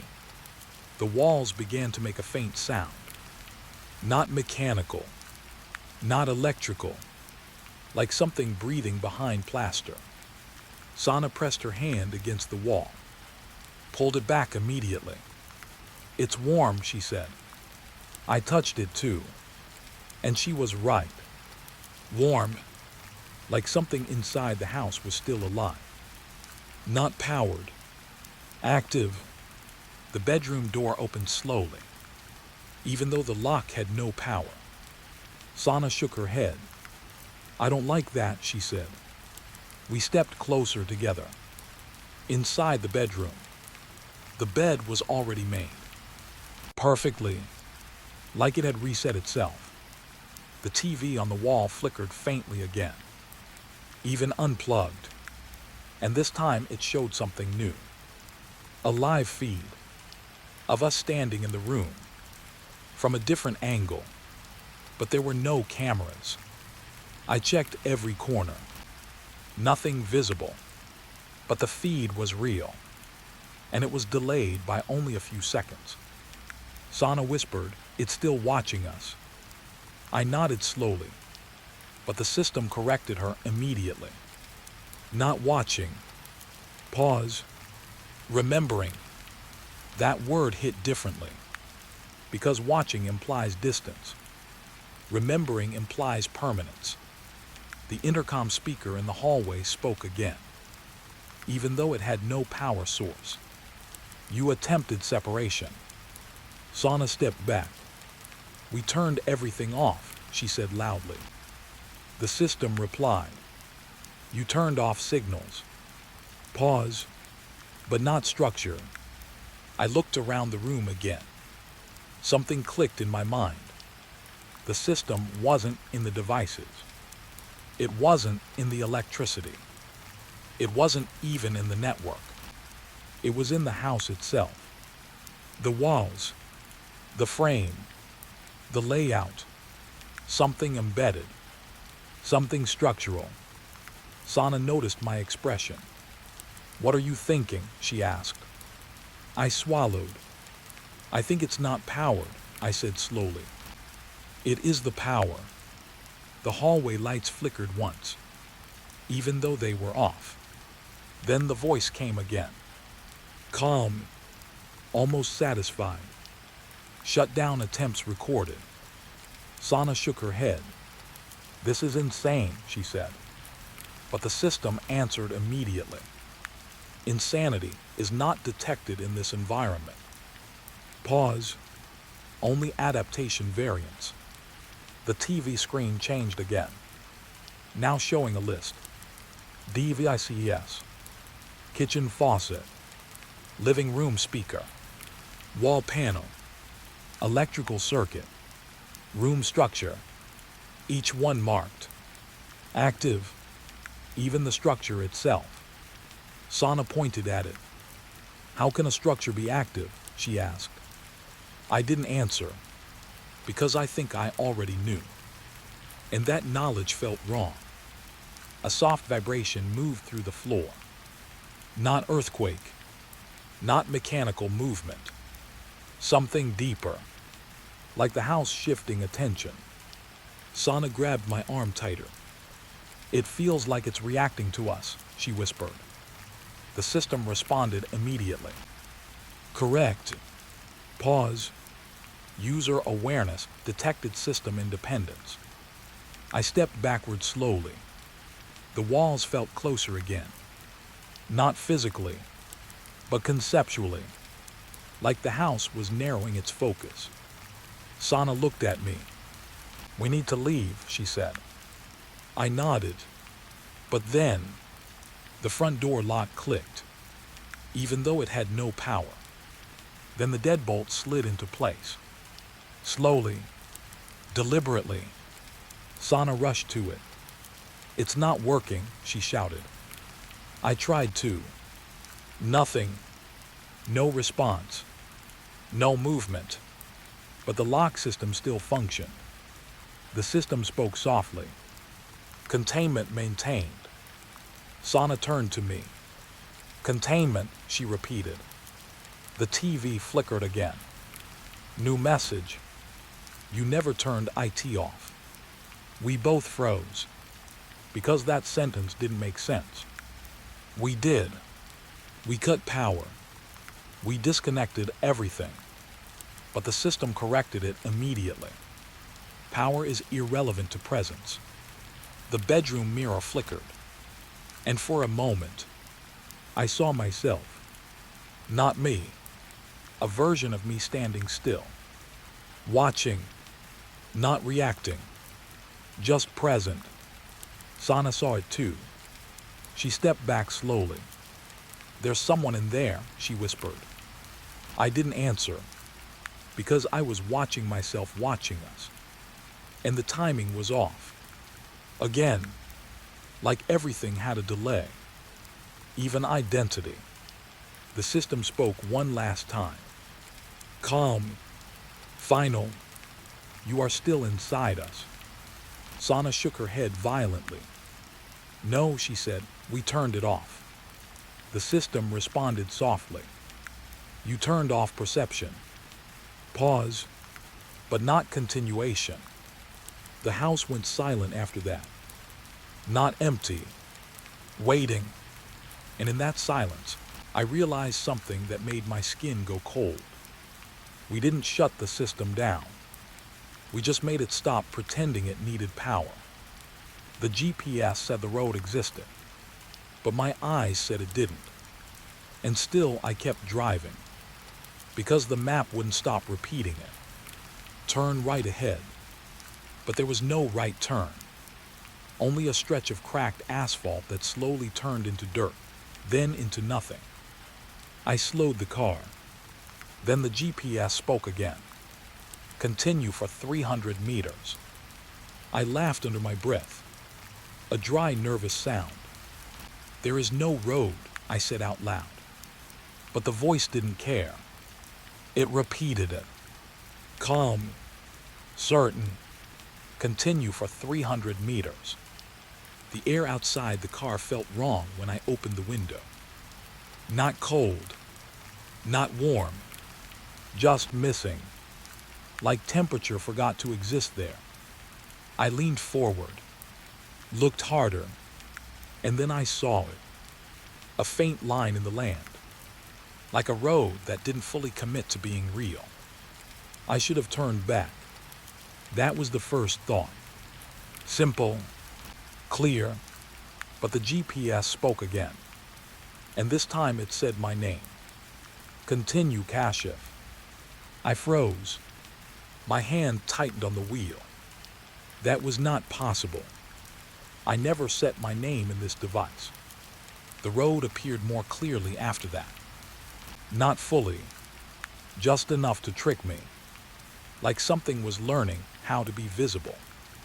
I drove forward slowly. The tires made a sound, but not like normal asphalt. It sounded delayed, like the road reacted late, like it was thinking before accepting the weight. I checked my mirrors. The main highway was still there behind me. Bright, real, normal. I exhaled. Okay, I whispered, it's just a weird route. But when I looked again, the highway behind me was gone. Just gone. No transition. No fading. One moment it was there. Next moment, empty land. My chest tightened. I stopped the car instantly. Turned around. The road behind me was not visible anymore. Only dust. Flat ground. As if I had never driven onto anything at all. The GPS voice changed tone slightly. Not louder. Not faster. Just closer. Destination proximity, 2 kilometers. I stared at the screen. The map had changed. It no longer showed roads. Only a single line. Straight ahead. Through nothing. Through emptiness. I whispered, this isn't real. But the screen responded. It is currently active. I flinched. My fingers loosened on the steering wheel. The dashboard lights flickered once, then stabilized, like the car itself agreed with the GPS. I kept driving because stopping felt worse. And the moment I did, the world around me started to shift. Subtle at first. The trees on the side of the road became fewer, then thinner. Then they started appearing too far apart, like they were avoiding each other. The sky stayed normal, but the ground didn't. It felt like it was losing detail, like someone was erasing textures slowly. I rolled down the window again. Wind should have been there, but there wasn't any. Just movement without force, like the idea of wind. Recalculating route, the GPS said. I laughed again. But it wasn't humor. It was panic pretending to be humor. Recalculating what? I asked it. No answer. Then the screen blinked, and for a split second, it showed something else. Not a map. A live camera view of my car from above. But the angle was wrong. Too high. Too still. Like the car was being observed, not moving. I slammed the dashboard lightly. What is this? I muttered. The GPS responded immediately. You are on the correct path. The road ahead suddenly became more defined. That shouldn't have been comforting. But it was, because something being clearer means it exists. Right. That's what I told myself. But then I saw the first sign. A roadside marker. White. Old. Faded. It wasn't there a second ago. I slowed down, passed it slowly, and read it. But the words didn't stay still. They shifted as I looked, like they were unsure what language they wanted to be. I saw 3 different versions of it in one glance. Then it settled. Finally, welcome back. My throat went dry instantly. I stopped the car. The engine kept running, but the sound felt distant, like it was happening in another room. I turned off the ignition. The engine didn't stop. I froze. Tried again. Still running. The car was not responding anymore. It was continuing on its own, slowly rolling forward. I pressed the brake hard. Nothing. The GPS voice returned. Calm. You may relax now. The road started curving, even though I wasn't steering. The wheel was still in my hands, but it felt like decoration, not control. The landscape around me shifted again. The emptiness behind me was gone now. Now there was only road. Endless. Clean. Perfect. Too perfect. Like it had been generated seconds ago. I started breathing faster. Stop the car, I said firmly. The GPS responded. You have already arrived. I looked ahead. There was nothing visible. Just a horizon that didn't behave like a horizon. Too flat. Too close. Like distance had collapsed.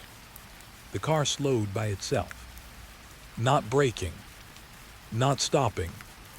Just losing intention. Like it forgot how to move. Then the GPS spoke again. And this time, it didn't sound like a device anymore. It sounded like something using the device. You turned away once. I felt my stomach drop. Once, I whispered. The voice continued. You will not do it again. The car stopped completely. Silence hit instantly. No engine. No wind. No vibration. Just stillness. I looked at the mirrors again. The road behind me was now identical to the road ahead. That should not be possible. But it was. Same texture. Same lighting. Same impossible emptiness. I was inside something circular. Or worse, something that had no direction at all. The GPS screen turned black. Then white text appeared. No voice now. Just words. You have been here before. I shook my head immediately. No, I said, I've never been here. The screen paused. Then replied. You said that last time. My hands went cold. My memory suddenly felt unreliable. Like it was being checked. Like it was being compared. I stepped out of the car. That was my mistake. The moment my feet touched the ground, the sound of my movement came delayed. Like the world was replaying it after accepting it. I looked at the car. It was still running, even though I turned it off, even though I removed the key.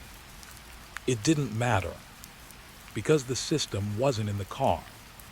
It was in the road, and the road was everywhere now. The GPS voice came one last time. Not from the screen, not from the car, from the air itself. Soft, close, almost kind. Walk forward. I stood still. My body refused, but the space in front of me felt like it was waiting. Not empty, expecting. And in that moment, I finally understood the worst part. The road didn't disappear behind me. It only stopped needing to exist once I stopped questioning it. The door was unlocked. That was the first wrong thing, because the mansion looked like it should be locked for years. Tall gates, rusted edges, no sign of life. But the lock clicked open before I even touched it, like it was waiting for me. I stepped inside slowly, and the air changed immediately. Not colder, not warmer, just occupied, like I had entered a space that never truly became empty. The hallway stretched too far for the size of the house outside. That was the second wrong thing. Shoes were lined perfectly near the entrance. 3 pairs, family size. One small pair looked almost new, like a child had just stepped out for a moment. Not abandoned, interrupted. I called out. My voice didn't echo. It got absorbed, like the house didn't allow sound to leave it properly. That made my chest tighten, because silence in a normal house still behaves like silence. Here it behaved like control. The living room was visible from the hallway, and it looked alive. Not haunted, not broken, just paused. A TV still on standby mode. A cup of tea on the table. Steam frozen mid-rise. That shouldn't happen, but it did. The tea was still warm when I touched the cup. I stepped further inside. The couch had deep marks, like someone had just stood up from it. But the cushions slowly rose back into shape as I watched. Not instantly. Slowly, like the furniture was remembering comfort. The clock on the wall ticked once, then stopped, then ticked again, but out of rhythm, like it forgot the correct time but refused to admit it. I checked my phone. No signal, no network, just a blank screen with a faint flicker. A hallway door was slightly open. I didn't touch it. It opened wider by itself. Not fast, not dramatic, just patient, like it knew I would come anyway. Inside the room, clothes were laid out on the bed.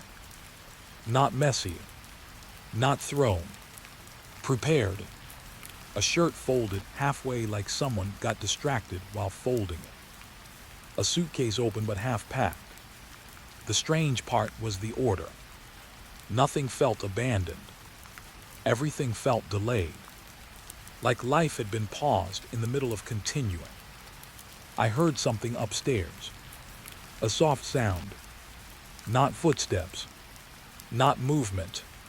Something lighter, like fabric shifting, or memory replaying itself incorrectly. I stood still, listening. The sound stopped the moment I focused on it. That made it worse, because silence here reacts. I climbed the stairs slowly. Each step felt too soft, like the wood had lost confidence in supporting weight.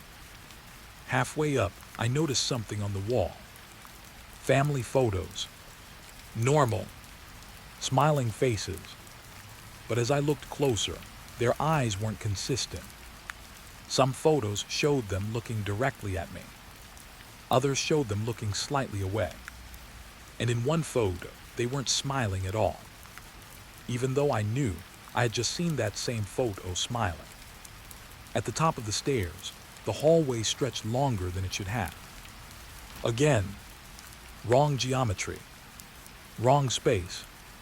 Doors lined both sides, all slightly open, all breathing faintly. That's the only way I can describe it. Like the house itself inhaled through them. I picked the first door. It opened before I touched it. Inside was a bedroom, fully lived in. A bed still warm. A phone charging on the nightstand. But the charger wasn't plugged into anything. Yet the phone screen was glowing. A video paused. A man sitting at this same room, looking at the camera, looking at me. Except the video wasn't playing. It was waiting. I stepped back immediately. The door closed slowly behind me. No sound, just intention. The house was guiding movement now. Not forcing, suggesting, and somehow that felt worse. Second door, kitchen, perfectly arranged. Food on the counter halfway chopped. Knife still in position midair, resting against nothing. Water dripping from a faucet that wasn't fully open. Each drop fell, then rose back up halfway before falling again. Like gravity couldn't decide what it was doing here. I whispered hello. The kitchen responded with a soft sound. Not voice, not speaker, just a reply formed from the air itself. Present. My stomach tightened. That wasn't an answer. That was recognition. Third door, children's room. The smallest bed I had seen so far. Neatly made. Too neatly made. Stuffed toys lined up facing the wall. Not the room. The wall. As if something had told them not to look outward. A drawing on the desk caught my attention. A family drawing. But the faces were erased halfway through. Like someone started removing identity and stopped halfway. Or got interrupted. Behind me, a faint sound. Like breathing. I turned instantly. Nothing there. But the hallway lights flickered once. Then stabilized. Like the house blinked. I reached the final door. I didn't want to open it. But it opened for me. Inside was the master bedroom. And that's when I felt it clearly. This wasn't abandoned. It was recently paused. The bed still had shape impressions. The pillows still held pressure. But no one was there. Not physically. But something felt, recently removed. A voice came softly from inside the room. Not from direction. From structure. You are early. I froze. Because that wasn't a question. That was a timeline observation. I asked quietly, where are they? The room answered immediately. Not removed. Pause. Repositioned. That word didn't belong in any human explanation of disappearance. The wardrobe door opened slightly by itself. Inside was nothing, except a faint warmth, like something had just stepped out of it. I don't know how to explain that, but absence can have temperature, and this one did. The mirror opposite the bed flickered, and I saw movement behind me. I turned instantly. No one there, but the reflection didn't match me properly. It was slightly delayed, like it was deciding whether to agree with my movement. The house spoke again. Calm, patient. You are observing continuity. I whispered, this is a house. No response. Then, correction, this is retention. My throat went dry. Because retention doesn't mean storage. It means keeping something active without permission to leave. The lights dimmed slightly. Not off. Just less confident. Like the house was thinking. And then the final realization came slowly. Not loud, not dramatic, just settling in. Nothing here was abandoned. Nothing here was missing. Everything was still here, just not in the version I was supposed to perceive. And somewhere deeper in the house, something noticed that I noticed it. It started at 2:17 a.m. Not because I checked the time, because the house changed rhythm. The silence wasn't silent anymore. It was waiting. And then, a step, somewhere upstairs. Slow, deliberate, like someone walking without needing to decide where to go. I sat up instantly. My throat went dry before my mind even caught up. The hallway outside my room was dark, but not empty. It never felt empty since I arrived. The second step came, then a third. Same distance, same pace. Too controlled for an intruder. Too calm for an animal. Too certain for anything I could explain. I reached for my phone. No signal. Still, but the flashlight worked. That small detail shouldn't have comforted me. But it did. A little. I opened the bedroom door slowly. The hallway stretched longer than I remembered. That was the first wrong thing. Space shouldn't grow at night. But here it did. The walls felt further apart, like the house was making room for something. Or someone. Another step. Closer now. From the end of the corridor. I aimed the flashlight forward. The beam hit nothing. Just doors. All slightly open. Like they had been waiting too long to stay closed. I whispered hello. No answer. Only silence shaped differently. Then the sound changed. Not footsteps anymore. Dragging. Light. Like fabric brushing against wood. I moved forward slowly. Each step I took felt delayed. Like the house registered it a second later. That delay was becoming familiar. And that was the worst part. Familiar fear is deeper fear. The first door on the left creaked open slightly. I hadn't touched it. Inside, a bedroom, fully arranged, neatly made bed, a chair facing the window. But the window showed nothing outside. Just blackness that didn't behave like night. It felt like a surface, not a view. I stepped closer. The dragging sound stopped immediately. Like it noticed my attention. I turned off the flashlight. That was instinct, not logic. And in the dark, I heard breathing. Not mine. Not loud. Not close. Just present enough to confirm I wasn't alone in the dark. I turned the flashlight back on instantly. Nothing there. But the chair in the room had shifted slightly. Facing me now.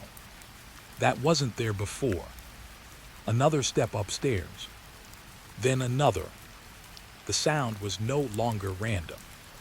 It was structured. Like packing. Like something learning the size of the house by walking through it. I went upstairs carefully. Each step felt heavier than before. The wood didn't creak. It accepted weight without complaint. That was worse. At the top of the stairs, the hallway was different again. Doors were closed now. All of them. That shift made my stomach tighten. Because earlier they were open. And now they were not. Something had moved through them. And decided to reset them. A soft knock came from behind one door. 3 taps. Pause. 2 taps. Pause. 1 tap. Then silence. I froze. Because that pattern felt intentional. Communicative. Not random. I moved closer to the door. The moment I did, the knock came again. From the door behind me. I turned instantly. Nothing, only closed wood. But the handle was slightly turned now. Just slightly, like it was considering opening. I stepped back slowly. The house responded with another sound. Footsteps again, but now multiple. From different directions. Not chaotic, coordinated, like more than one presence moving through the same map. I whispered, "Who's there?" No answer, only synchronized walking. Then one door opened by itself. I didn't move. Inside was a child's room. Same as before, but different now. The toys were no longer facing the wall. They were facing the door, facing me. And that shouldn't have been possible, because I had not entered that room before. But something had changed it anyway. A toy fell off the bed. Slowly, not dropped, placed mid-fall, like gravity was testing it. It hit the floor without sound. That silence was not natural. It felt removed. The footsteps stopped completely. Everything did. Even the air felt paused. I held my breath without realizing it. And in that silence, a whisper came from inside the walls. Not through the door. Not through the hallway. Through everything. Still here. I backed away immediately. The moment I moved, the footsteps started again. Behind me now. Not ahead. Not above. Right behind me. I turned fast. Nothing, but the temperature dropped sharply, like presence had passed through me. Not around me. Through. I went back downstairs quickly. Too quickly. That was a mistake, because the house did not like panic movement. The hallway lights flickered once, then dimmed, like it was correcting me. The footsteps returned, faster now, not chasing, following the rhythm of my escape, matching me, like it was learning how I moved under fear. That thought made my hands shake, because learning means adaptation. I reached the living room. Everything was exactly as I left it. Too exactly. Even the position of the chair was unchanged. But the air was. It was denser, like something had filled the room while I wasn't looking. Then all the upstairs doors slammed shut at once. No wind, no force visible, just closure. Final, synchronized, like a command executed. I flinched hard. My heart jumped. And in that moment, the footsteps stopped completely. Silence returned, but not peace. Control silence, the kind that feels enforced. I stood still in the center of the living room, waiting, listening, and then a single step sounded behind me. Very close, very slow. I didn't turn, because I already understood something I didn't want to confirm. The footsteps were never moving through rooms. They were moving through me, reacting to rooms. The door was never closed. I know that sounds impossible, but I saw it clearly now. The front door of the house was open. Not wide open. Not broken open. Just slightly ajar. Like it had been waiting for the exact moment I would notice it. I didn't remember leaving it like that. I checked my memory twice in my head. Locked. I was sure I locked it. I even heard the click. But the house didn't care what I remembered. It cared what was true right now. And right now it was open. A cold pressure built in my chest. Not fear at first. Confusion. That deeper kind of wrong feeling that arrives before fear has a name. I walked toward the door slowly. Every step felt louder than it should have. not in sound, in awareness, like the house was paying attention to my intention. The hallway behind me stretched longer again. That same distortion, like the house expanded when I wasn't looking directly at it. But I didn't turn back this time. I couldn't. The door was pulling my focus forward. Not physically, mentally, like it had priority over everything else. I reached the door, and that's when I noticed something else. Footprints. Inside. Fresh. Not dusty. Not old. Barely visible. Like someone had walked in recently and decided not to leave marks properly. I froze because I hadn't seen anyone enter, and I had not heard anything. The wind outside didn't move. The air outside didn't feel like outside. It felt paused, like the world beyond the threshold was waiting for permission to continue. I whispered hello. My voice didn't echo. It disappeared into the frame of the door, like the door absorbed sound before it could escape. Then I heard it. A soft response.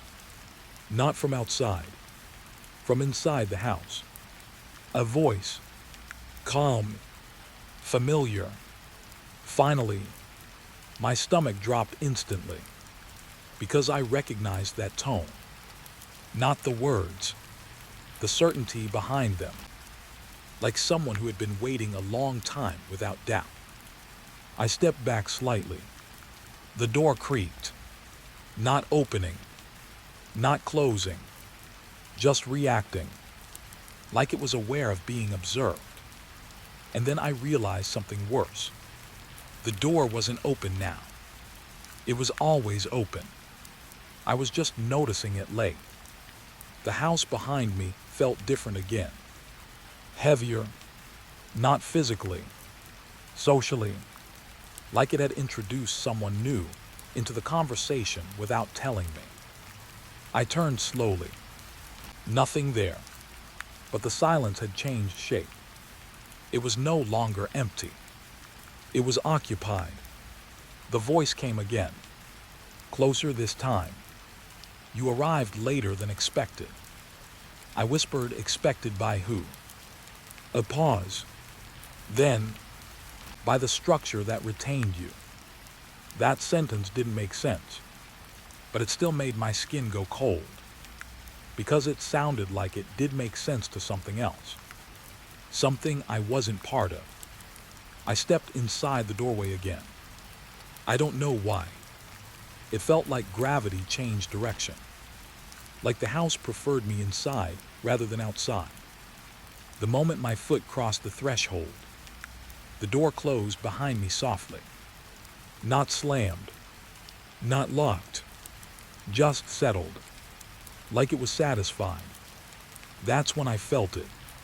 The shift, not in space, in recognition, like the house finally confirmed something it had been verifying for a long time.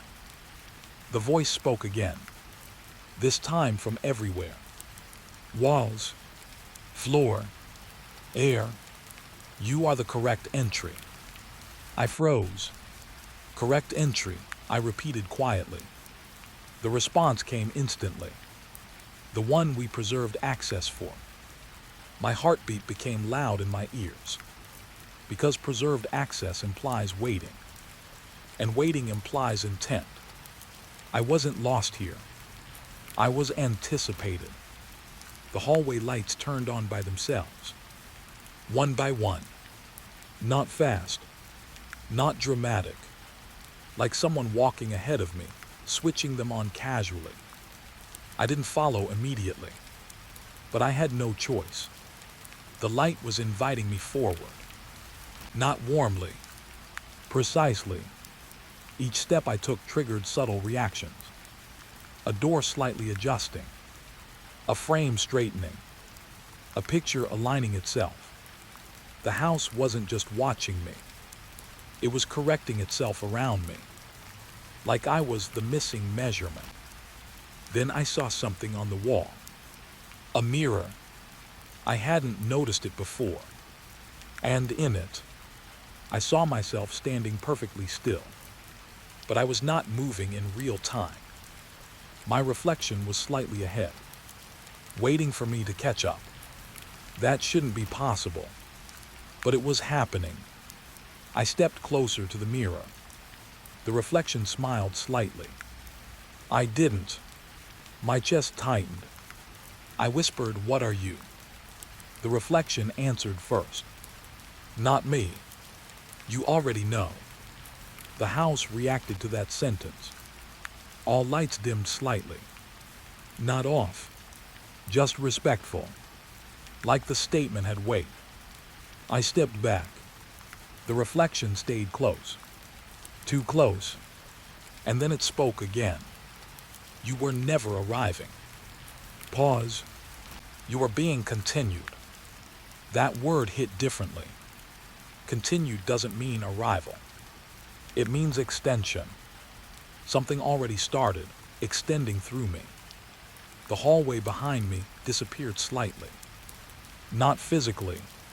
Conceptually. Like it lost importance. Like the house no longer considered back a valid direction. I turned instinctively anyway. Nothing. Just corridor. But it felt rewritten. The voice returned. Now softer. Almost patient. "We held this version for you." I whispered, "Version of what?" The answer came immediately. "Of you." That sentence broke something in my thinking. Because it implied I wasn't the original. Just a maintained state. A preserved version. Like a file kept running longer than it should have. The lights flickered again. And suddenly, I understood the open door. It was never about entering. It was about matching. I wasn't stepping into a house. I was stepping into a system that already had my shape stored inside it. A soft sound echoed behind me. The door closing fully this time. Click. Final. Not threatening. Confirming. The house spoke one last time in this moment. Calm. Certain. Welcome back. And I realized something I didn't want to understand. It didn't open the door for me. It opened it for what I had already become before I arrived.